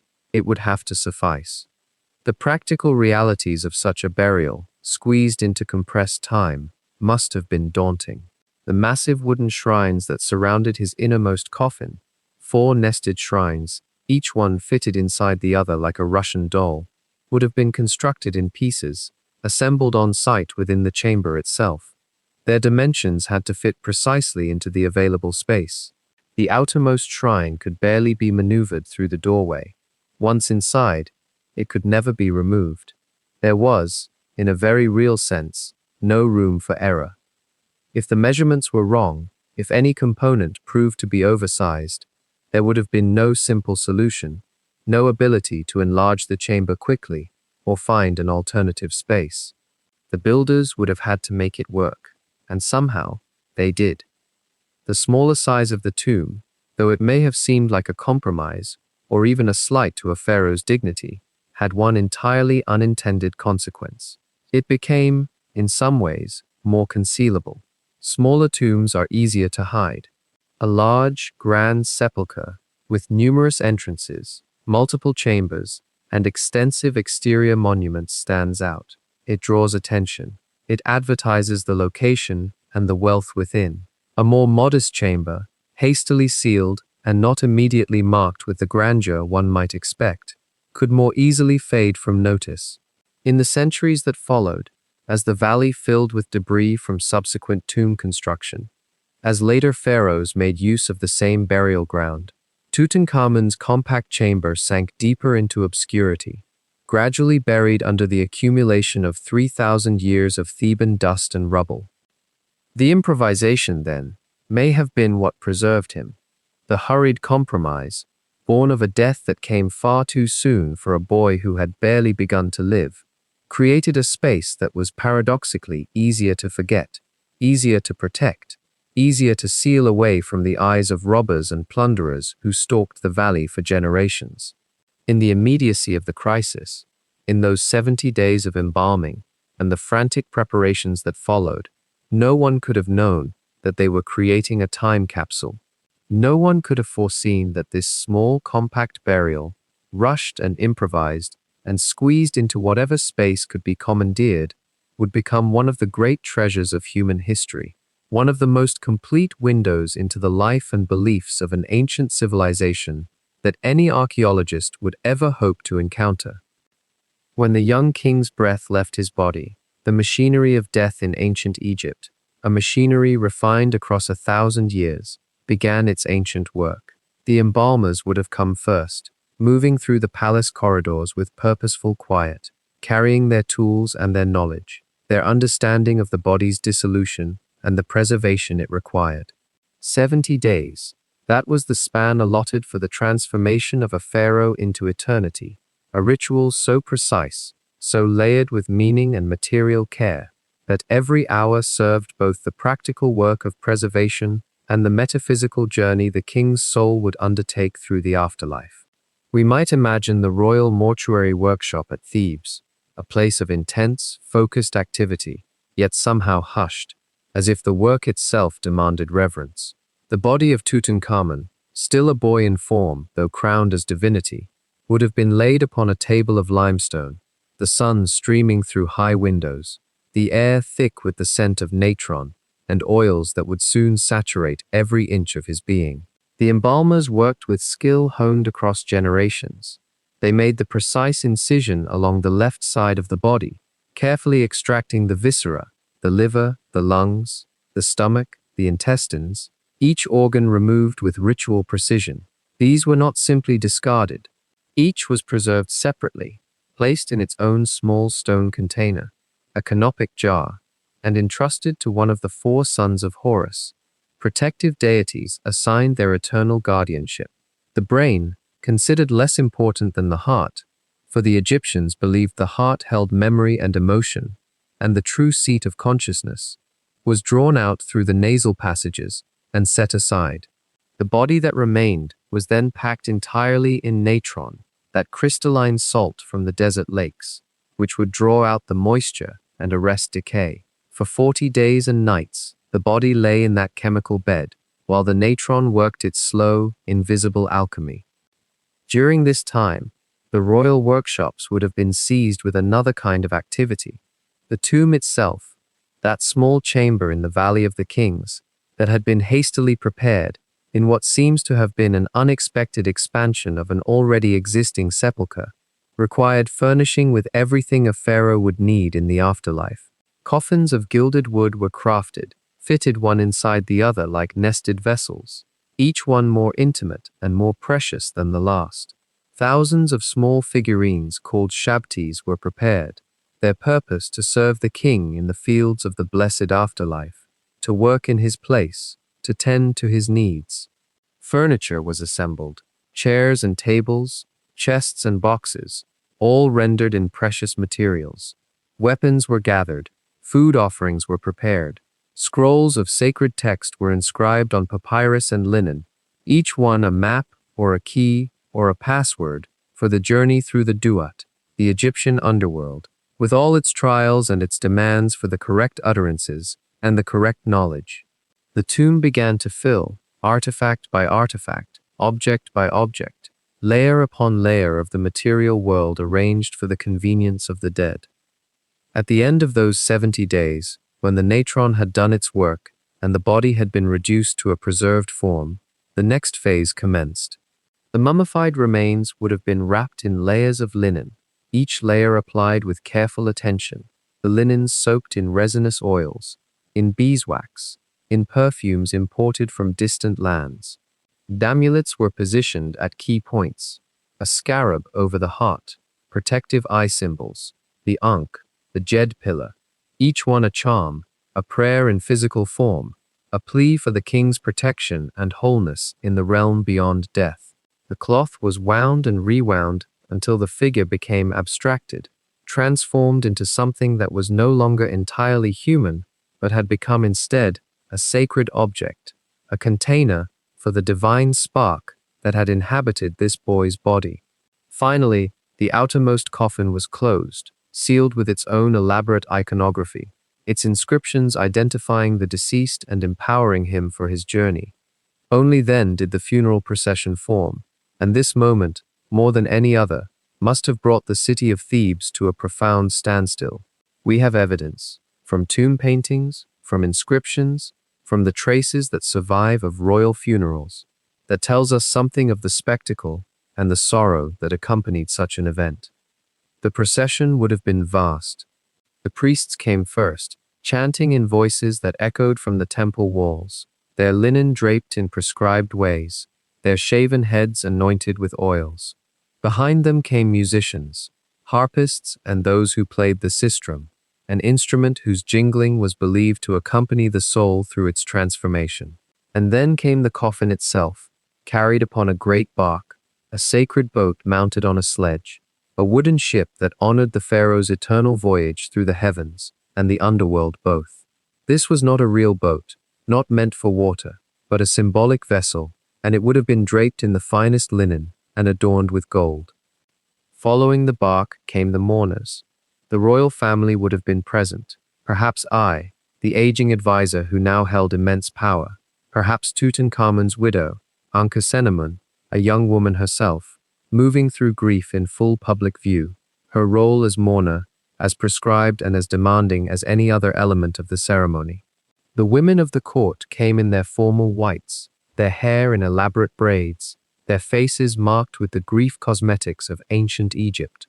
Professional mourners, too, hired for their skill at wailing and lamentation, their voices raised in the formal keening that moved a funeral from a mere logistics of death into a profound expression of cosmic sorrow, for when a pharaoh died, the entire universe trembled, and that trembling had to be voiced, acknowledged, ritualized into the order of the world.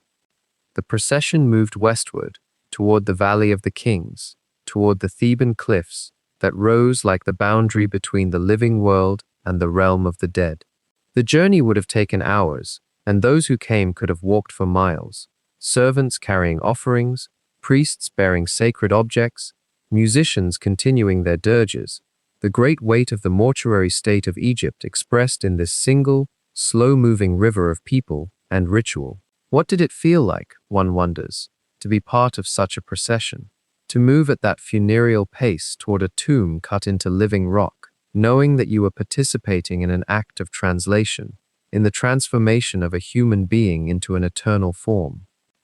As the sun descended, as the light began to drain from the valley, and the cliffs began to glow in those last hues of amber and rose, the procession would have approached the tomb's entrance. The sealed door, which had been prepared according to protocols stretching back centuries, marked the threshold.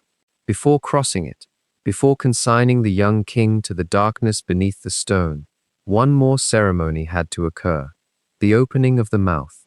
This was the most sacred, most essential ritual of the entire funeral, a moment so loaded with religious significance that to ancient Egyptians it was perhaps the most crucial act of all. The priest, likely I himself, in his role as the successor to the pharaoh, standing in the position of Horus, the son avenging and protecting his father, would have approached the sealed coffin or perhaps a statue of the king, and, with a special tool, a copper implement shaped like a small chisel, he would have touched the lips, the eyes, the ears, the nose of the figure before him. The gesture was small, almost delicate, yet it carried in it all the power of resurrection, all the magic that could animate the inert matter of death and return to it the capacities of sensation, speech, sight. Through this ritual, the Ka, the spiritual double, the life force, was invited back into the body. Through this ritual, the dead became the dead who could still see, still hear, still speak in the afterlife. Without it, they would have been truly lost, unable to navigate the trials ahead, unable to recognize the familiar landscape of paradise. The priest's voice, speaking the sacred formulas, the liturgical words known only to the initiated, would have filled the valley. And in those moments, in the ancient understanding, the king was being reborn, reconstituted, made ready for eternity. When the ceremony had concluded, when the words had been spoken and the gestures completed, when every ritual that could be performed in the living world had been enacted, the time came for the final sealing. The coffin was carried into the tomb's entrance, down the sloping corridor that cut into the Theban stone, down into the darkness. How many bearers it took, we can only guess. Many hands, moving carefully, reverently, navigating the narrow spaces and the turns of the passage. The air would have been cool in that underground place, and silent in a way that silence is only when it is surrounded by vast weight, by millions of tons of stone above and around you. The walls of the corridor, according to the evidence we have, bore inscriptions in black ink, sacred texts and maps of the Duat, providing the king with guidance and protection. The burial chamber itself was small, surprisingly small for a pharaoh, scholars have noted, suggesting that the tomb's design had been hastily adapted, that Tutankhamun's death may have forced a rearrangement of what had perhaps been intended as a smaller royal resting place altogether. But what it lacked in space was compensated for by density, by the layering of precious objects, by the nested shrines that had been constructed to hold the coffins that held the mummified remains of the boy king. The outer walls were covered with scenes of the king's car being guided through the afterlife by the gods, Tutankhamun depicted in various scenes, sometimes with eye, sometimes with the protective deities of the underworld, always in that formal, eternally composed posture of Egyptian royal iconography. When the coffin had been placed, when it had been positioned within the innermost shrine, when every object that had been gathered for the king's benefit had been arranged, the door to the burial chamber was sealed with mud brick and secured with bands of linen. The antechamber, that small room that preceded the burial chamber, was filled with the remaining objects, stacked with remarkable efficiency, and, it seems, with some haste. The sealed door at the entrance to the entire tomb was then walled up with mud brick, plastered, and marked with the stone was sealed. The entrance filled with rubble and limestone chips, deliberately obscured, made invisible to anyone who might wander the valley floor in the days and weeks that followed the funeral. The workers who had carried the young king through these passages would have dispersed, moving on to other projects, other tombs, their knowledge of this particular burial becoming something they carried silently into their own eventual deaths, and so the tomb entered a kind of sleep that would last far longer than anyone could have imagined. In those first years, the Valley of the Kings remained what it had always been, a necropolis, a city of the dead, tended by priests and visited by mourners, but also increasingly vulnerable to the pressures of the living world pressing down from above. The 21st dynasty was already beginning to fragment. Power had begun its slow migration northward, away from Thebes, and with it went the resources and attention that had once kept the royal cemeteries guarded. The great tombs of the earlier kings, those magnificent monuments carved deep into the rock, began to attract eyes that were not reverent. Tomb robbing, as you might imagine, was not a sudden invention of later centuries. It was already ancient when Tutankhamun was buried. The desire to plunder the wealth of the dead had been present in Egypt for as long as there had been tombs to rob. Yet Tutankhamun's tomb, small, unobtrusive, its entrance hidden beneath debris and the accumulated dust of the valley, escaped notice. This was partly accident, partly the consequence of its modest size. The great tomb of Ramesses II, nearby, would draw thieves like a beacon. Its very grandeur made it famous, made it worth the risk.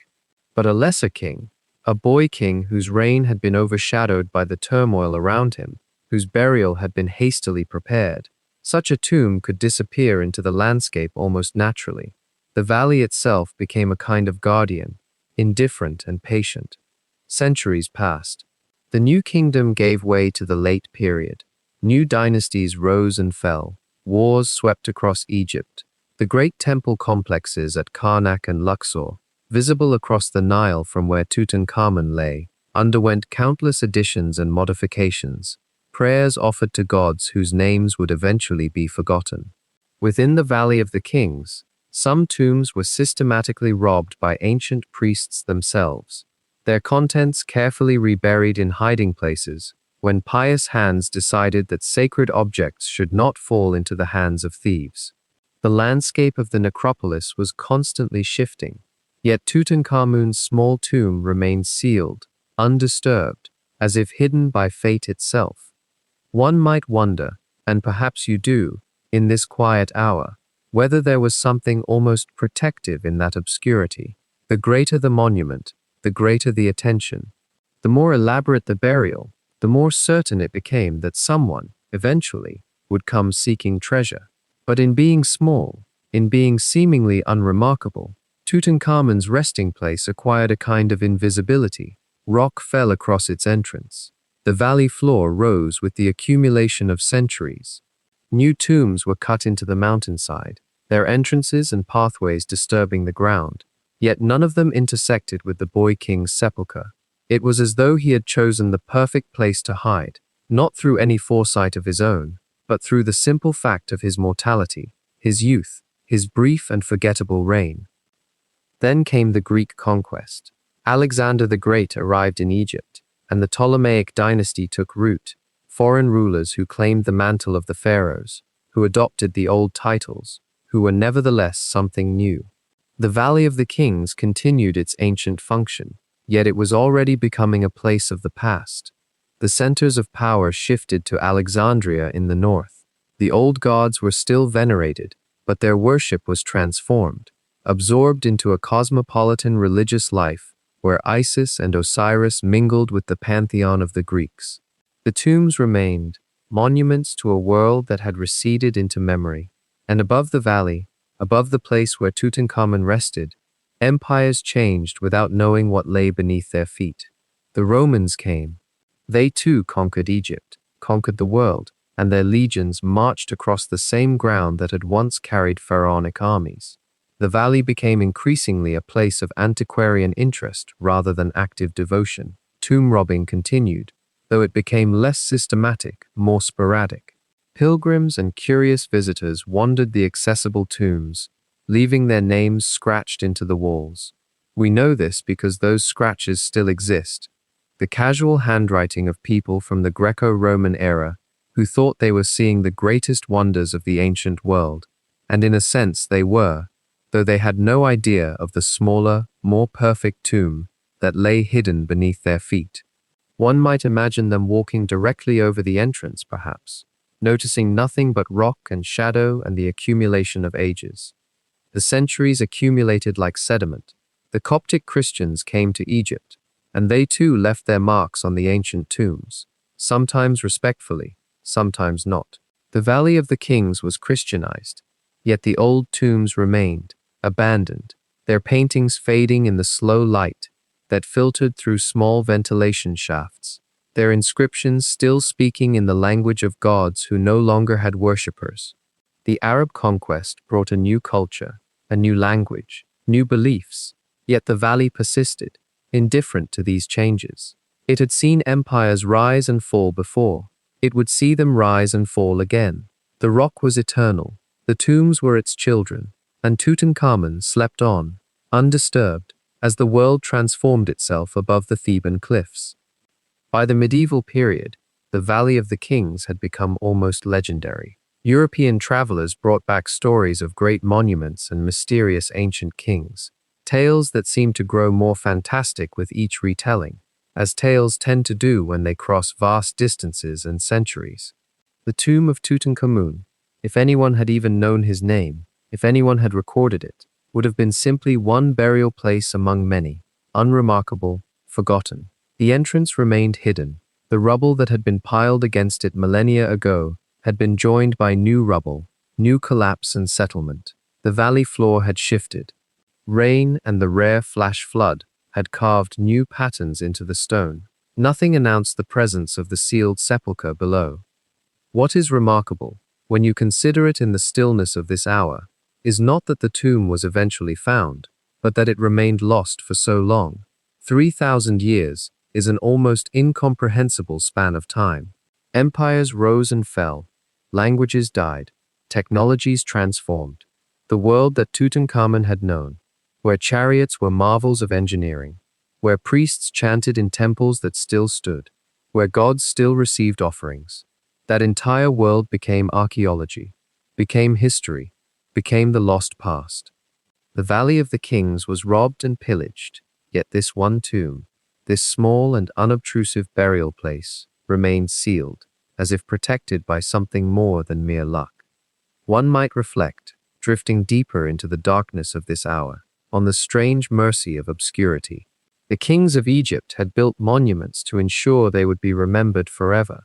They had covered their tombs with inscriptions, had filled them with objects meant to accompany them into eternity. had hoped that their names would echo through the ages. And yet it was not the great kings, not the famous Ramesses or Thutmoses, whose tombs would survive most perfectly into the modern world. It was a boy king, nearly forgotten by history, buried in haste, whose tomb would emerge from the darkness more complete, more perfectly preserved than any other.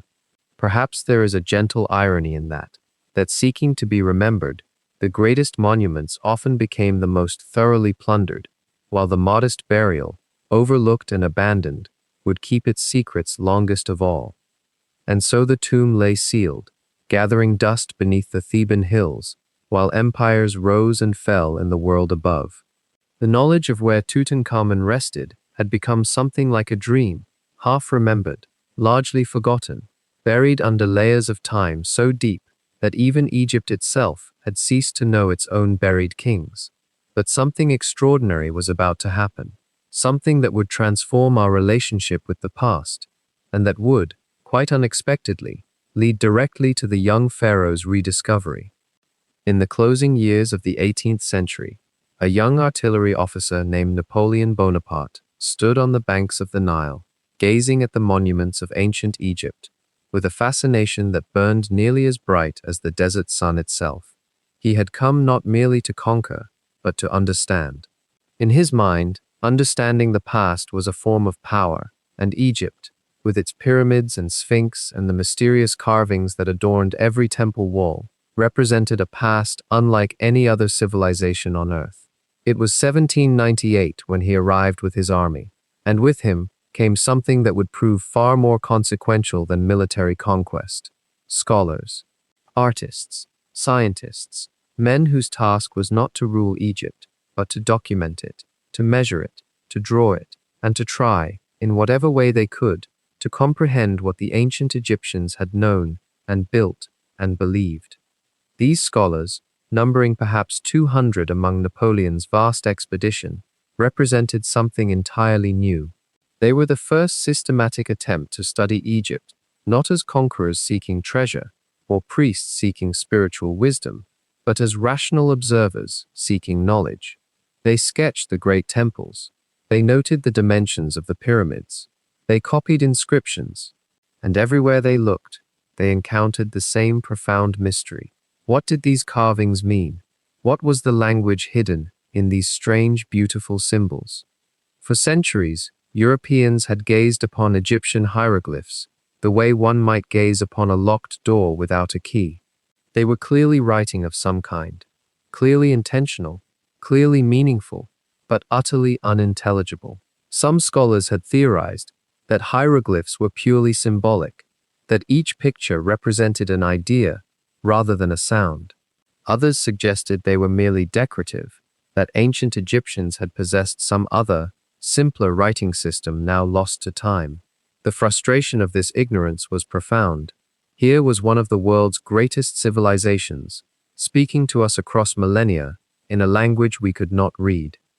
Then, in 1799, as Napoleon's expedition was excavating near the town of Rosetta in the Nile Delta, a soldier uncovered a fragment of black stone.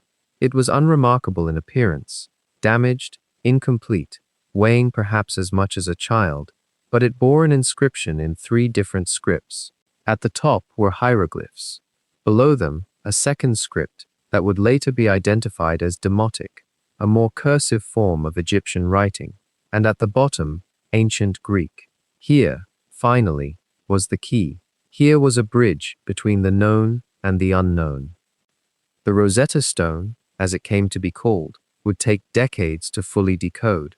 The work fell to brilliant minds scattered across Europe, to scholars like Thomas Young in England, who recognized that some of the hieroglyphic symbols likely represented phonetic sounds. But the true breakthrough came through the patient genius of a French scholar named Jean-François Champollion. For years he labored over the inscriptions, comparing Egyptian names in the Greek text with their equivalents in hieroglyphics, building slowly toward an understanding. And then, in a moment of clarity that came to him in 1822, he suddenly grasped it. The hieroglyphs were not purely pictorial, nor were they purely phonetic.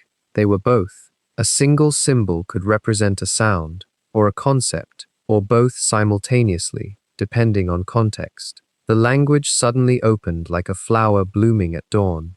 The impact of this decipherment cannot be overstated. It was as though a door that had been sealed for nearly 2,000 years had suddenly swung open. Ancient Egypt, which had existed in European consciousness as a kind of romantic dream, a place of mysteries and enigmas, suddenly became readable, legible, real in an entirely new way. Egyptology as a formal discipline was born almost in that moment. Universities began to establish chairs of Egyptology. Museums across Europe competed to acquire Egyptian artifacts. Expeditions to Egypt multiplied.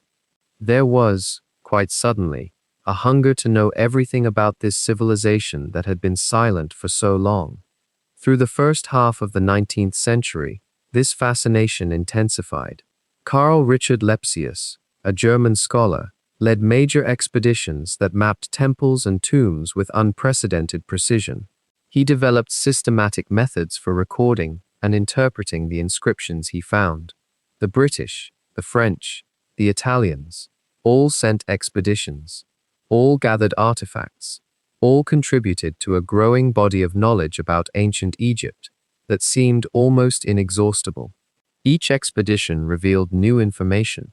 Each temple yielded new inscriptions. Each tomb that was opened, and many were, often by tomb robbers acting ahead of serious archaeologists, revealed more about how the Egyptians had lived, what they had valued, and how they understood death and the afterlife. The public in Europe and America became captivated. Egypt was the rage of the Victorian age.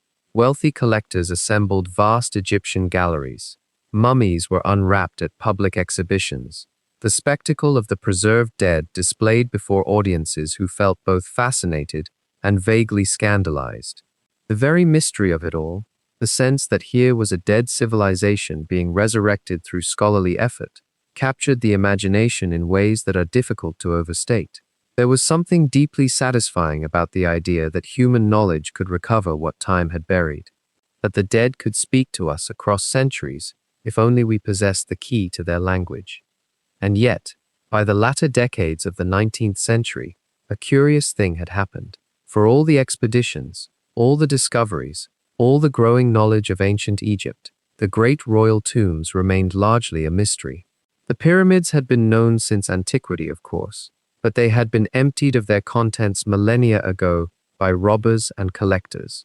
The Valley of the Kings, on the west bank of the Nile near ancient Thebes, held the smaller tombs of later dynasties, tombs that had been less grand, less obvious, and therefore less systematically plundered over the centuries. But even there, it seemed that the accessible tombs had already been found. Some, like the tomb of Ramesses the Great, had been entered and recorded. Others had been plundered in antiquity and lay empty or nearly empty. The great age of discovery, it seemed, might already be past. It was at precisely this moment of relative plateau, when Egyptology had become a mature discipline but seemed to have exhausted the most obvious discoveries, that a different kind of search began. Not the grand expeditions of institutions and governments, but the focused, almost obsessive quest of a single man and his wealthy patron. A man who believed that the great tombs of the Valley of the Kings had not all been found, that somewhere in that rocky valley, beneath the debris and the sand and the accumulated passage of millennia, lay sealed chambers, still waiting to be opened. The conviction seemed almost mad. The evidence suggested otherwise. But the man who held this conviction was patient, he was methodical, and he had somewhere to look. And yet, for all those centuries of forgetting, there remained one man who had not forgotten at all. Howard Carter was not born to wealth or aristocratic standing. He arrived in the world in 1874 as the son of a Norfolk painter, a modest beginning that would shape everything about the way he approached his work. From childhood, he possessed an almost stubborn quality, a refusal to accept that something lost was something beyond finding.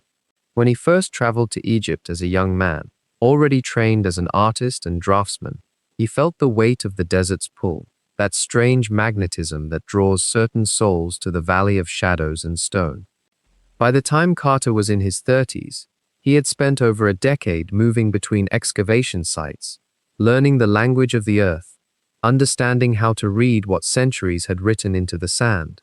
He had worked for other patrons, followed other leads, and slowly accumulated the kind of knowledge that cannot be taught in any school. The intuition of where to dig, how to read the subtle signs that mark a place where human hands once labored. But knowledge alone does not move mountains. Knowledge alone does not secure funding for the endless, patient work of excavation. And so his story became intertwined with that of another man, one born to precisely the circumstances that Carter was not. Lord Carnarvon was a figure of considerable wealth and considerable restlessness. Born as George Herbert, the 5th Earl of Carnarvon, he possessed both the means and the temperament of a collector. He had traveled widely, amassed treasures from across Europe and the Near East, and harbored within himself that particular hunger that wealth can sharpen rather than satisfy, the hunger for discovery, for the revelation of something that no amount of money can simply purchase. When Carnarvon and Carter met, each recognized in the other something essential. Carnarvon had resources, Carter had vision. The partnership began, but it would prove far longer and far more uncertain than either man could have anticipated. Year after year, they funded excavations in the Valley of the Kings. The work was methodical, exhausting, and yielded little that captured public imagination or justified the enormous expense. The newspapers, when they bothered to report at all, seemed to mock the enterprise. Here was a nobleman, they noted with a kind of amused skepticism, pouring his fortune into the sand, searching for tombs that, statistically, had almost certainly already been found and plundered centuries before. The valley, scholars insisted, had been thoroughly explored. Everything of consequence had long since been discovered. What was the point of this endless, expensive digging? By 1921, even Carnarvon's patience had begun to fray. He was not a man of infinite resources, despite his title and inheritance. The returns on the investment had been minimal. The work had yielded fragments, modest discoveries, but nothing that justified the continuing drain on his finances. There came a moment when he decided that this particular passion must end. He informed Carter that he could no longer fund the excavations. The decision was delivered with finality. The search, it seemed, was over. But consider for a moment what it means to spend nearly a decade pursuing something that the world has declared impossible, that expert voices assure you is futile, that has consumed enormous sums of money while returning almost nothing of tangible value. What kind of man does not simply accept such a judgment? What interior conviction sustains someone through year after year of finding nothing? Howard Carter possessed that quality in abundance, and when faced with the loss of his patron's support, he did not retreat quietly. Instead, he made a request, a final request. "Grant me one more season," he asked. "One more year of digging, one more chance." Carnarvon, moved perhaps by the sheer force of Carter's conviction, perhaps by the weight of all those previous seasons, perhaps by something else entirely that we cannot now know, agreed. One final season, one last opportunity to justify the investment of time and money and hope. The two men returned to the valley, to that landscape of ancient tombs and modern uncertainty, with knowledge that this would be their last attempt. The autumn of 1922 arrived. The work began with the kind of methodical attention to detail that had characterized all of their previous efforts. Carter had narrowed his focus, developed theories about where, within the valley's geography, an undiscovered burial might lie. He had mapped and remapped, studied and restudied. There was a particular area near the tomb of Ramesses VI that had not, he believed, received sufficient attention.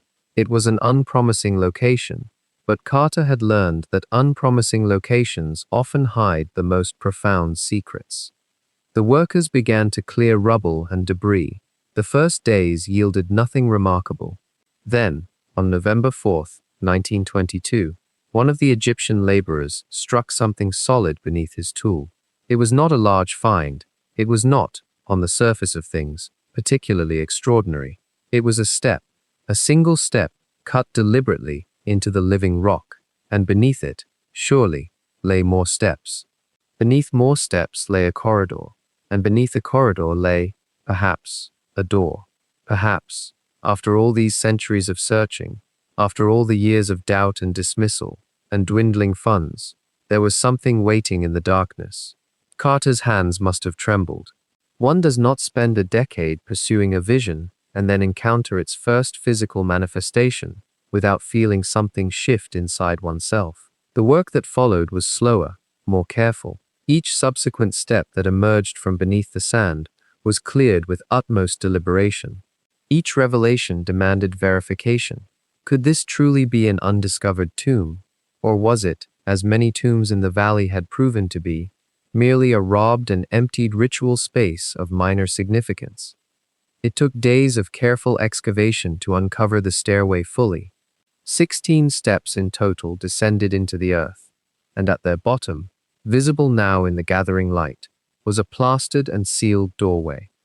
The plaster bore marks, ancient seals, bearing cartouches, bearing symbols that indicated this door had been officially sealed by priests and authorities in ages past. This was not a tomb that had been left open to the world. This was a tomb that someone, 3,000 years ago, had taken great care to seal and protect. The implications of that sealed door were almost too large to contain. Carter knew what it meant. If the seal remained intact, if no robber's tunnel had breached it, if no later disturbance had violated it, then everything inside remained untouched. Everything. The thought must have seemed almost incomprehensible after years of finding only fragments and remnants of what earlier pillagers had left behind. Carnarvon needed to see this. Carnarvon, who had so nearly withdrawn his support, who had been ready to close his purse and call the search finished, needed to understand what his final act of faith had made possible. Carnarvon came to the valley. Carter showed him the sealed door, the steps, the evidence of an undiscovered tomb. And then, perhaps wisely, perhaps with a sense of the historical weight of the moment, they made a decision to wait. They covered the stairway again with rubble. They secured the site. They would proceed methodically, carefully, with all the proper authorities and witnesses present. This discovery, if it truly was what they believed it to be, deserved to be opened properly, officially, with every precaution taken to preserve and document what lay within. The waiting period stretched across weeks. Permissions had to be secured. The Egyptian government had to be informed and satisfied.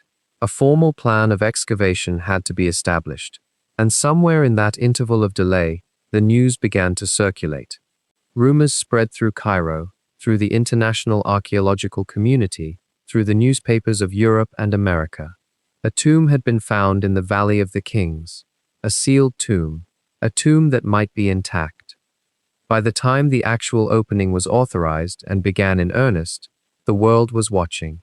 Not just the scholarly world, not just the patrons of antiquity, but the general public, through newspaper accounts and photographs, and the kind of popular fascination that archaeology could suddenly command in the modern age. What lay behind that sealed door? What had been preserved in the darkness? What would the boy king, who had been forgotten for more than 3 millennia, reveal about himself and his era to a 20th century that could barely imagine the world he had inhabited? The answer, when it began to emerge, would exceed almost everyone's expectations.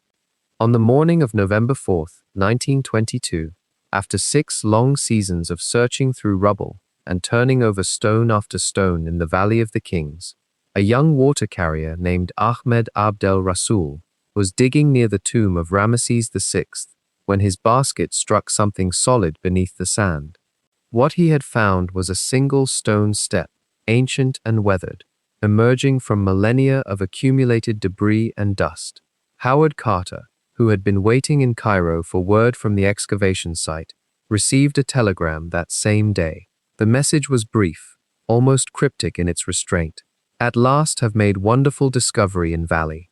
A magnificent tomb with seals intact. Congratulations. When Carter read those words, he must have felt the weight of all those years, the seasons of fruitless digging, The skeptics who doubted his instinct, Lord Carnarvon's dwindling patience and finances, collapse into a single moment of vindication. He would later describe the feeling as one of controlled euphoria, a sensation he carried with him as he boarded the train for Luxor.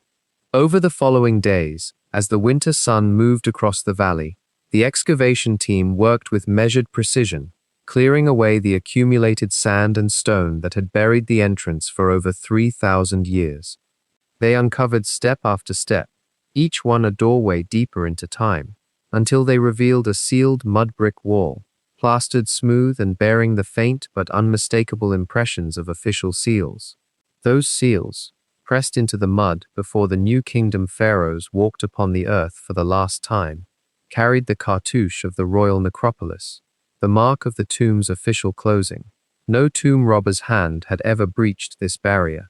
The passage of centuries had left it exactly as the ancient priests had sealed it, as if the world itself had conspired to preserve this moment of discovery for a time 3 millennia in the future. Carter knew, as any experienced Egyptologist would know, that a partially disturbed tomb might yield fragments and scattered treasures.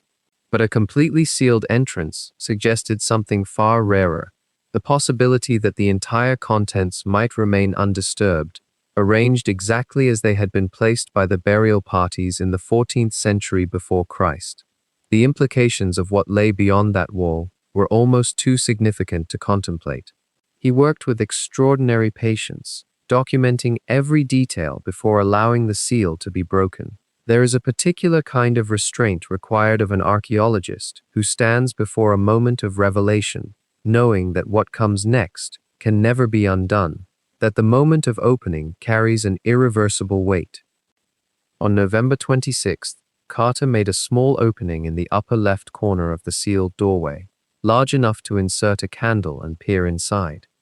In that narrow aperture, by the flickering light of that small flame held steady in his hand, he saw something that made him pause, almost holding his breath. The candlelight caught the gleam of gold. Not merely gold, but gold in such profusion, in such a cascade of reflected light, that for a moment, the passage beyond the wall seemed to shimmer and dance as though alive. Objects of astonishing craftsmanship filled the space before him. Furniture inlaid with precious materials, chariots with gilded surfaces, ceremonial vessels, statues, and ornaments, stacked and arranged in what appeared to be deliberate order. When those who stood with Carter asked him what he saw, he replied with the words that would echo through the 20th century, "Yes, wonderful things." That phrase, so simple and so inadequate to the reality it attempted to describe, became the defining moment of the discovery. The wonderful things were not merely treasures in the economic sense. Though they possessed enormous material value, they were instead windows into a world that had vanished, windows that had been sealed and hidden for more than 3,000 years.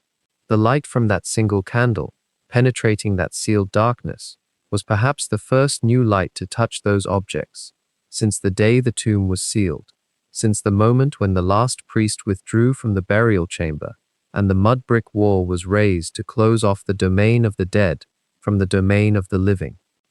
The complete opening of the doorway took place over several days, with Carter and his team working with meticulous care to remove the ancient mud brick wall without disturbing the treasures that lay just beyond it. The first chamber that revealed itself to them, the one that would come to be known as the antechamber, was a room of perhaps 20 feet by 15 feet, and it was crowded with objects of such diversity and craftsmanship that each item seemed to demand individual attention and study. There were 4 gilded chariots, their wood ornately decorated with scenes of hunting and war, their harnesses still intact. There were chairs of elegant design, some with rush seats, that had somehow survived the centuries, their wooden frames wrapped in gold leaf that caught the lamplight. There were boxes and chests, stacked one upon another, their exteriors decorated with images of the pharaoh, in various scenes of royal ceremony and celebration. Against the walls stood statues of the young king himself, rendered in dark wood and covered in gold, their eyes inlaid with semi-precious stones that seemed to watch the living visitors who entered their sealed chamber. for the first time in 3,000 years. Near the wall, positioned as though guarding the entrance to deeper chambers, were two life-sized wooden statues of the king, each wearing the traditional regalia of Pharaonic power, each standing in an attitude of eternal vigilance. The craftsmanship of these figures was extraordinary, the proportions exact, the carving refined to a degree that suggested the hands of master sculptors had devoted considerable attention to each detail. What struck Carter and those who assisted him was not merely the abundance of objects, but the orderliness with which they had been arranged. Though the chamber appeared at first to be chaotic, filled with treasures stacked and placed seemingly without system, closer examination revealed that there was indeed a logic to their placement. The items had been organized in a manner that suggested they were meant to serve the young king in his passage through the afterlife, arranged according to principles of Egyptian funerary practice that had been refined over centuries. Some objects were clearly functional: the chariots, the chairs, the ceremonial vessels, while others seemed intended primarily for symbolic or spiritual purposes. The walls of the antechamber were decorated with plaster, though with far less elaborate imagery than one might have expected in a royal tomb. This was one of the first indications that Tutankhamun's burial had been conducted under unusual circumstances, that perhaps the construction of the tomb itself had been hastened, possibly even improvised to accommodate a burial that came more suddenly than had been anticipated. Yet despite any such improvisation, the collection of objects within spoke eloquently of a young ruler to whom vast resources had been devoted, for whom the skill of Egypt's finest artisans had been employed to create the furnishings of eternity. As the evening of that first full examination descended upon the valley, and Carter ordered the doorway to be carefully sealed again to protect the treasures from any damage or disturbance, he must have reflected on the strange fortune that had preserved this tomb so completely. What combination of circumstances, what particular alignment of historical chance, had allowed these objects to survive when so many other royal tombs had been stripped and despoiled by thieves, by tomb robbers who had plundered the necropolis throughout the centuries? The answer, as it would gradually emerge through the work of subsequent excavation, lay partly in the very smallness and seeming unimportance of the tomb itself, in the fact that it had been built in a location where rubble from other excavations had buried its entrance, in the simple accident that later construction had concealed rather than revealed it. The wonders that lay within were about to begin their slow journey from darkness into the light of modern knowledge, from the sealed silence of 3,000 years into the scrutinizing attention of archaeologists, scientists, and the watching world beyond. What lay beyond that sealed doorway would demand almost a decade of the most painstaking, meticulous labor ever undertaken in Egyptology, a process so deliberate and exhaustive that it would reshape forever how archaeologists understood the work of excavation itself. The antechamber, that first breathtaking chamber filled with gilded furniture and nested boxes and chariots in pieces, was merely a threshold. Behind its far wall lay passage upon passage, chamber opening into chamber, each one demanding complete documentation before a single artifact could be moved. Carter understood, perhaps with an almost monastic patience, that speed would be theft. Every object in Tutankhamun's tomb carried within it not just material beauty, but information, context, placement, relation to other objects, and that information would dissolve the moment something was lifted and removed. So he established a system. An artist sketched each room's contents in meticulous detail before excavation. Photographers recorded placements from multiple angles. His team took measurements, made notes of dust patterns, of string and linen wrappings, of the precise spatial logic of how things had been arranged in darkness for more than 3,000 years. By the end of 1922, the antechamber had yielded its treasures, but the real depths of the tomb still waited. The following season brought them to a sealed doorway within the tomb itself, this one leading to what Carter called the burial chamber proper. The anticipation in that moment must have felt almost unbearable. This was not a storage room of treasures. This was the sanctum, the inner sanctum, where the body of the young king himself lay interred. When the wall fell away, what emerged was something almost dreamlike in its golden enormity. The burial chamber was dominated by nested shrines, great wooden structures covered in sheets of gold, each one fitting precisely inside the last like a architectural matryoshka. These were not small things. The outermost shrine occupied nearly the entire chamber. Imagine standing in a room perhaps 18 feet by 15, and nearly filling it completely is a gilded shrine tall enough to require climbing ladders to see inside. Within it, another shrine, and within that, another still. The precision of their construction, the way they fit together without a single wasted millimeter, spoke to both the mathematical sophistication of 18th dynasty craftsmen and the extraordinary effort expended even in Tutankhamun's haste-shadowed funeral preparations. It took weeks just to dismantle these shrines carefully enough to preserve them, weeks of working in a space so narrow and so precious that only the most experienced hands could touch the work. Beneath the nested shrines lay a great granite sarcophagus, a single block of stone worked and fitted with such precision that its lid, when tested, could be raised and lowered with relative ease despite its enormous weight. Inside that sarcophagus lay the actual coffins, 3 of them, one within the other, each more elaborate than the last, the innermost fashioned of solid gold. And within all of this, the mummy itself. The young king, wrapped in layers of linen, adorned with amulets and charms and the symbols of his office, his face covered with what may be the most recognizable object to emerge from the entire excavation, the funerary mask of solid gold, inlaid with semi-precious stones, its serene and ageless expression catching and reflecting candlelight as it had caught and reflected no light at all for more than 30 centuries. The death mask alone required extraordinary care. Its weight was deceptive, nearly 11 kilograms of gold, yes, but its fragility was equally profound. The inlays of lapis lazuli and carnelian and colored glass had to be stabilized before movement. Dust of 3 millennia clung to its every surface, dust that contained information about the tomb's microenvironment, about humidity and temperature fluctuations, about the slow chemical processes that had kept everything in such remarkable preservation. That dust had to be documented, sometimes photographed before even cleaning. This was the rhythm of the excavation, month after month, year after year, documentation first, always, then careful analysis, only then, removal and conservation.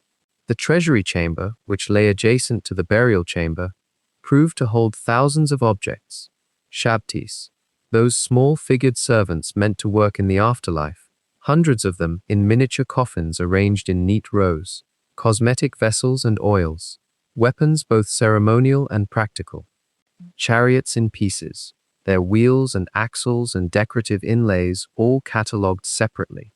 Each object had a story, or rather, each object was a fragment of a larger story about who Tutankhamun was, how he lived, what he valued, what his culture believed would sustain him in eternity. By 1930, when the final phase of the excavation was completed, Carter's team had catalogued and removed more than 5,000 objects from the tomb. 5,000. Imagine the scale of that labor, the precision it demanded. Each one had to be numbered, described, photographed, and conserved. Some required immediate treatment to prevent deterioration in the fresh air and changing humidity of excavation. Others could be stabilized and studied more gradually. The whole process became a kind of extended conversation between Carter and the past, a slow and patient interrogation of objects and spaces that had been sealed in silence. What becomes clear when you contemplate the sheer volume and specificity of Tutankhamun's grave goods is that this was not a hasty arrangement, despite the evidence of haste in the tomb's construction itself. These were treasures chosen with care, assembled with intention, each one imbued with religious meaning and personal significance. A young man dead at perhaps 17 or 18 years old was being sent into eternity, equipped not just with the necessities of kingship, but with the accumulated material culture of an empire at its height. The objects themselves, examined over the decades and centuries since their excavation, would tell stories about trade routes and craftsmanship, about the refinement of Egyptian luxury goods, about the daily practices and spiritual beliefs of a civilization that had endured for more than 1,500 years already when Tutankhamun came to the throne. And yet, standing in that chamber as the excavation proceeded, one could sense the incompleteness that also dwelled in that abundance. The tomb was smaller than a pharaoh's resting place typically was, smaller even than some nobles' tombs from earlier eras. The paintings on the walls, hastily executed and in a somewhat cruder style than the finest royal tomb art, suggested improvisation and time pressure. The very fact that it remained unrobbed, not because of any particular security measures, but almost by accident, by luck, by the sheer fortunate circumstance of being buried under debris and later construction, meant that none of the usual safeguards of royal tombs had truly been tested. What had been preserved was not so much a complete statement about Tutankhamun's reign, or his life, or even necessarily his intentions for the afterlife, but rather a singular, accidental window into one moment in time. A boy king's hastily prepared tomb, sealed in darkness, waiting silently for rediscovery, its contents gradually telling their slow, fragmented story to those patient enough to listen. Among the thousands of photographs taken in the tomb's excavation chambers, there exists one particularly striking image. Lord Carnarvon, the expedition's wealthy patron, sits in a canvas chair in the antechamber, studying objects by lamplight, his face lean and thoughtful in profile. 5 months after that photograph was taken, in April of 1923, Carnarvon died suddenly in Cairo, his body ravaged by blood poisoning and pneumonia that had set in after he cut himself shaving. He was 57. The newspapers seized upon the death with an almost frenzied hunger. Here was the man who had financed the discovery of the boy king's tomb, who had stood among those golden treasures in the darkness, who had breathed the air of 3,000 years, and now he was gone. Within weeks, the legend began to crystallize into something far larger and stranger than a simple, tragic coincidence. The curse of the pharaohs, the press called it. An ancient Egyptian vengeance reaching across the centuries. A supernatural punishment visited upon those who had dared to disturb the sacred rest of the dead. What followed was a cascade of death and misfortune, each one a thread woven into a tapestry of the macabre. Howard Carter's secretary, Richard Bethel, died just a few months after his employer, at the age of 21. His father, Lord Birkbeck, apparently so grief-stricken by the news, shot himself. One of the Egyptian members of the excavation team collapsed and died in the antechamber itself. Another fell ill with a mysterious fever. A wealthy industrialist who visited the tomb in its early days suffered a stroke and died within the year. The list grew longer as time passed and imaginations grew wilder. A radiologist who examined the mummy died shortly after. A museum curator in Cairo, who had handled some of the finds, began to sicken. Each death, no matter how distant from the tomb or how inevitable, given the medical realities of the era, was folded into the narrative like evidence in a trial that had already reached its verdict. The public hunger for this story was almost tangible, in an age before modern mass media had fully crystallized, but when newspapers could nonetheless reach millions, the curse became a phenomenon. It spoke to something ancient and primal in human consciousness, the fear that the dead might speak, that the boundaries between the living and the sleeping chambers of eternity were thinner than we imagined, that some transgressions might have consequences that reached beyond the grave. Here was a story where ancient powers still held dominion, where the modern world of science and archaeology had collided headlong with forces from another age and emerged, diminished. People who had never thought much about Egypt suddenly found themselves captivated. The curse was democratic in its appeal. It frightened and fascinated the wealthy and the poor alike. Yet there is a quieter truth beneath this dramatic narrative, one that speaks not of supernatural forces, but of the simple mathematics of mortality and coincidence. Howard Carter himself, the man who had opened the tomb, who had spent more time in its chambers than anyone else, who had breathed the air of those sealed rooms day after day for months on end, lived until 1939. He was 64 when he died, having lived another 16 years after Carnarvon's death. He never reported any illness he attributed to the curse. He continued his work methodically, publishing his findings, corresponding with other scholars, living what appears to have been a reasonably full and productive life. If there was a curse that specifically targeted those who violated the tomb, it seemed to have neglected its primary victim entirely. How curious is it that the man closest to the violation, the man who should theoretically have been most vulnerable to any supernatural retribution, was also the man most fortunate in his health and longevity. When one examines the actual list of deaths attributed to the curse, several patterns emerge that are far less mystical than the press suggested. Lord Carnarvon was a man in his late 50s who had enjoyed a life of wealth and privilege, but also one of relative physical frailty. The 1920s were not a particularly safe time medically, even for the wealthy, and Cairo in particular harbored numerous infectious diseases. His death was sudden and tragic, yes, but not unprecedented. His secretary, Richard Bethel, was a young man of only 21 at the time of the tomb's discovery, and young men in the 1920s died of various causes: influenza, pneumonia, tuberculosis, with a frequency that would be shocking to contemporary sensibilities. His father's suicide, while tragic, may have been far more connected to grief and his own psychological state than to any ancient curse. The other illnesses and deaths documented in the early years following the discovery, when one examines them closely with medical knowledge in mind, were generally consistent with the diseases and conditions prevalent in early 20th century Egypt and with the expected mortality rates of that era. There is also, one might note with some gentle irony, a profound selection bias in the memory of these deaths. How many people visited the tomb in those early months and years and lived long, healthy lives thereafter? The answer would be dozens, perhaps hundreds. Their continued health and vitality made no headlines. Their names appear in no dramatic accounts.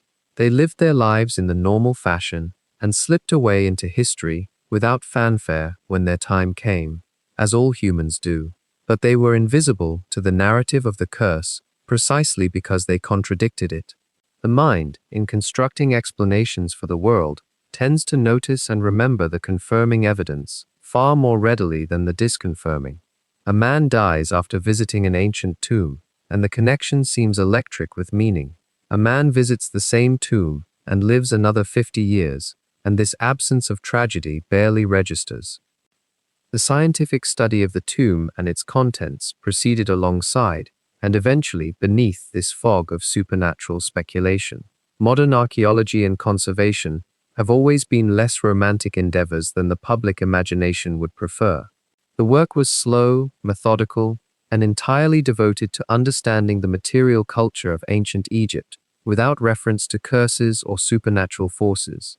The artifacts were catalogued, cleaned, studied, and their meanings teased out through patient scholarship. Botanical remains were examined to understand the diet of the period. Textiles were analyzed for dye composition and weaving technique. Furniture was disassembled and reassembled to understand construction methods. The mummy itself was examined with all the tools that 20th century science could provide, and later, with the tools that modern science would develop, including CT scanning, DNA analysis, and isotopic studies of bone chemistry. What emerged from this careful scientific work was not a story of curses, but of a young man whose body bore the marks of certain genetic conditions and medical afflictions that had no supernatural origin whatsoever. The skeletal remains told a story of a boy who had survived childhood in ancient Egypt, no small feat in itself, but whose body carried markers of certain vulnerabilities. The fusion of his vertebrae suggested possible Kola disease, a condition affecting bone development in children. His left foot showed evidence of necrosis in the talus bone. His physical frame suggests a constitution that was never entirely robust, though exactly how much these conditions may have affected his functioning while alive remains a matter of scholarly interpretation. Beyond the skeleton, the tomb itself becomes a kind of time machine to the personal effects and beliefs of a young ruler from the 14th century before the Common Era. The walls of the burial chamber are inscribed with the Amduat, the book of what is in the underworld, those ancient Egyptian compositions that guided the dead through the nocturnal journey after death. Protective texts surround the sleeping king. The furniture speaks of daily life: chairs, stools, beds, gaming boards. The food offerings, now reduced to dark fragments in vessels, recall the belief that the Ka, the life force, would require sustenance in the afterlife. There are no protective spells against foreign archaeologists. There are no curses inscribed in the hieroglyphic text that warn against the opening of doors. The ancient Egyptians who sealed that tomb 3,000 years ago were simply ensuring, as they understood it, that their young pharaoh would have what he needed in the next world. They would have been astonished by the idea that their careful preparations would somehow reach across millennia to strike down Western men with pneumonia and blood poisoning. The curse narrative, one might observe, says far more about the early 20th century than it does about ancient Egypt. It reveals a world still partly enchanted, still partly ready to believe that the primitive past might harbor forces that the rational present could not fully explain away. It speaks to an anxiety about modernity itself, the sense that in becoming scientific and skeptical, we may have lost touch with something real and powerful and old. The curse was, in a way, the last gasp of the romantic imagination encountering the artifacts of antiquity, and like all such encounters, it eventually gave way to something slower, quieter, and ultimately more revealing, the patient work of understanding the past on its own terms, without the embellishments of fear or sensation. What does it mean that we found him at all?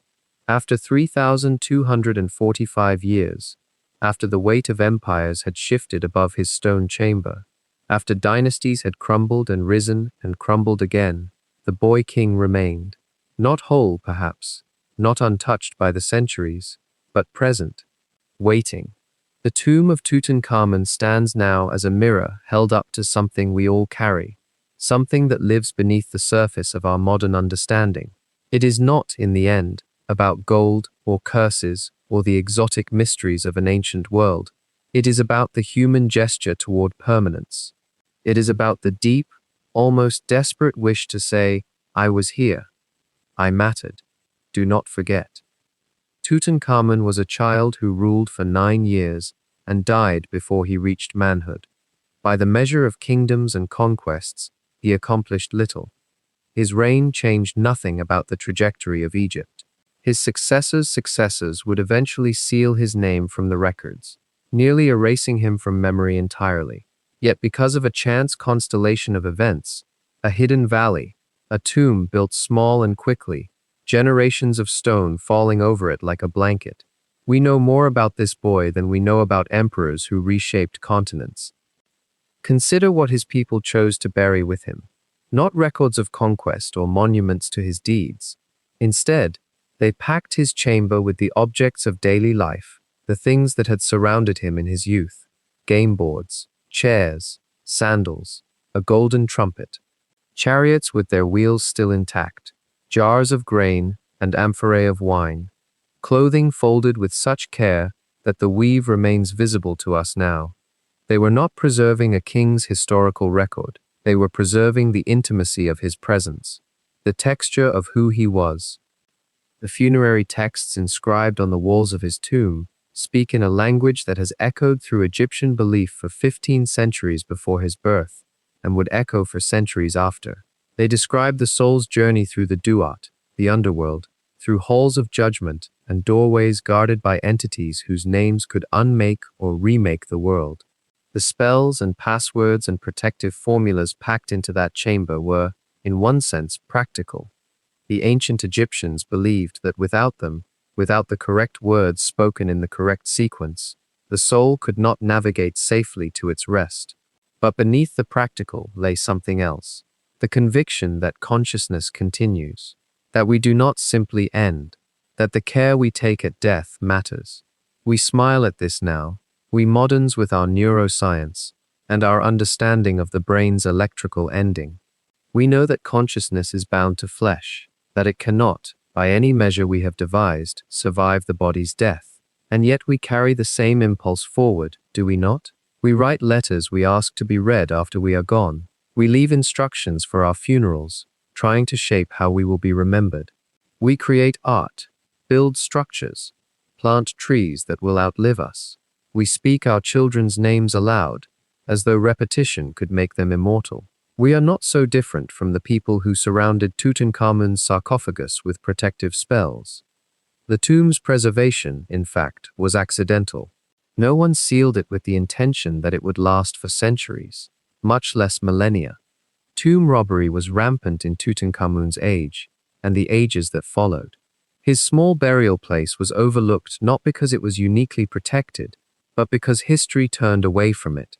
The very circumstances that made his death seem premature and his reign unremarkable, the speed of his burial, the modest size of his chamber, combined with a fortunate geography and 1,000 small chances to transform him into the most famous pharaoh of them all. He was forgotten precisely so that he could be remembered. This paradox lives at the heart of mortality itself. We spend our lives accumulating meaning. We believe our accomplishments matter. Our relationships are irreplaceable. Our individual consciousness is significant in the vastness of time. The evidence suggests otherwise. Every human life ends. Every person who has ever lived has died, and the vast majority have been forgotten utterly. Their names lost, their faces gone, their most passionate concerns reduced to dust and less than dust. And yet the impulse does not diminish. We do not, most of us, fall into despair at this knowledge. Instead, we push forward with our projects, our hopes, our small attempts to matter. Tutankhamun's tomb teaches us something about this strange capacity, not through any message he left, but through the accident of his preservation. He teaches us that mattering and being remembered are not the same thing, that a life can seem insignificant in its moment and then become luminous across centuries, that the fragments we leave behind, the objects we handle daily, the spaces we inhabit, the traces of our presence, can speak more powerfully to future generations than any monument we could construct. The boy king's remains lie now in a climate-controlled chamber in Cairo. Visitors move past him in a controlled procession, separated by barriers of glass and stone. We have photographed him, measured him, run radioactive isotopes through his bones to understand his disease. We have learned more about his skeleton than we could know about anyone living. And yet there is something about him that remains inaccessible to us, something that no amount of scientific examination can quite retrieve. The interiority of his being, the quality of his thought, what it felt like to be Tutankhamun. This absence is, paradoxically, what makes him present to us still. As you lie in the darkness now, the tomb walls seem to close around you. You drift through corridors filled with objects whose names you will never know. You pass shrines within shrines, sarcophagus within sarcophagus, each layer a protection, each layer a hiding place. You are not Tutankhamun. You are not even sure, perhaps, what you are in this moment between waking and sleep, between the consciousness you carry through the day and the dreamland that awaits you. But you are like him in this. You are here, however briefly, however uncertainly. Your presence in this moment, in this breath, in the hearing of these words, constitutes a kind of permanence. You have been, you are being, that is enough. The stone walls of the tomb seem to soften around you now, becoming less a chamber of preservation than a space of rest. The texts on the walls continue their work, but quietly, almost silently, a murmur of protection that requires nothing of you. The objects in the darkness, the chairs, the games, the clothes, seem to settle, as though they too are finally tired, finally ready to simply be what they are, without need for interpretation or wonder. And somewhere beneath the cliffs of Thebes, beneath layers of stone and sand, and the accumulated weight of time, another chamber remains. Whether there are more secrets waiting there, whether there are more discoveries to be made, whether the story of Tutankhamun has truly ended, or is simply pausing for a moment, no one can say. The sealed door that Howard Carter opened in November of 1922 was only one door among many. The Boy King's story will not finish in our lifetime. It will continue to reveal itself, grain by grain, year by year, perhaps for centuries to come.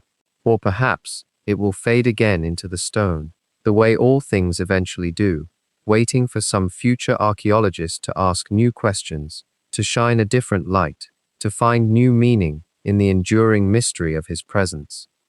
For now, in the quiet of your chamber, in the softness of this moment, the tomb is simply a place, not a riddle or a treasure or a curse, just a place where someone lay once, where people cared enough to surround him with beauty, where time and chance and the strange generosity of the earth conspired to preserve him for you to imagine. You need not understand it all. You need not solve it.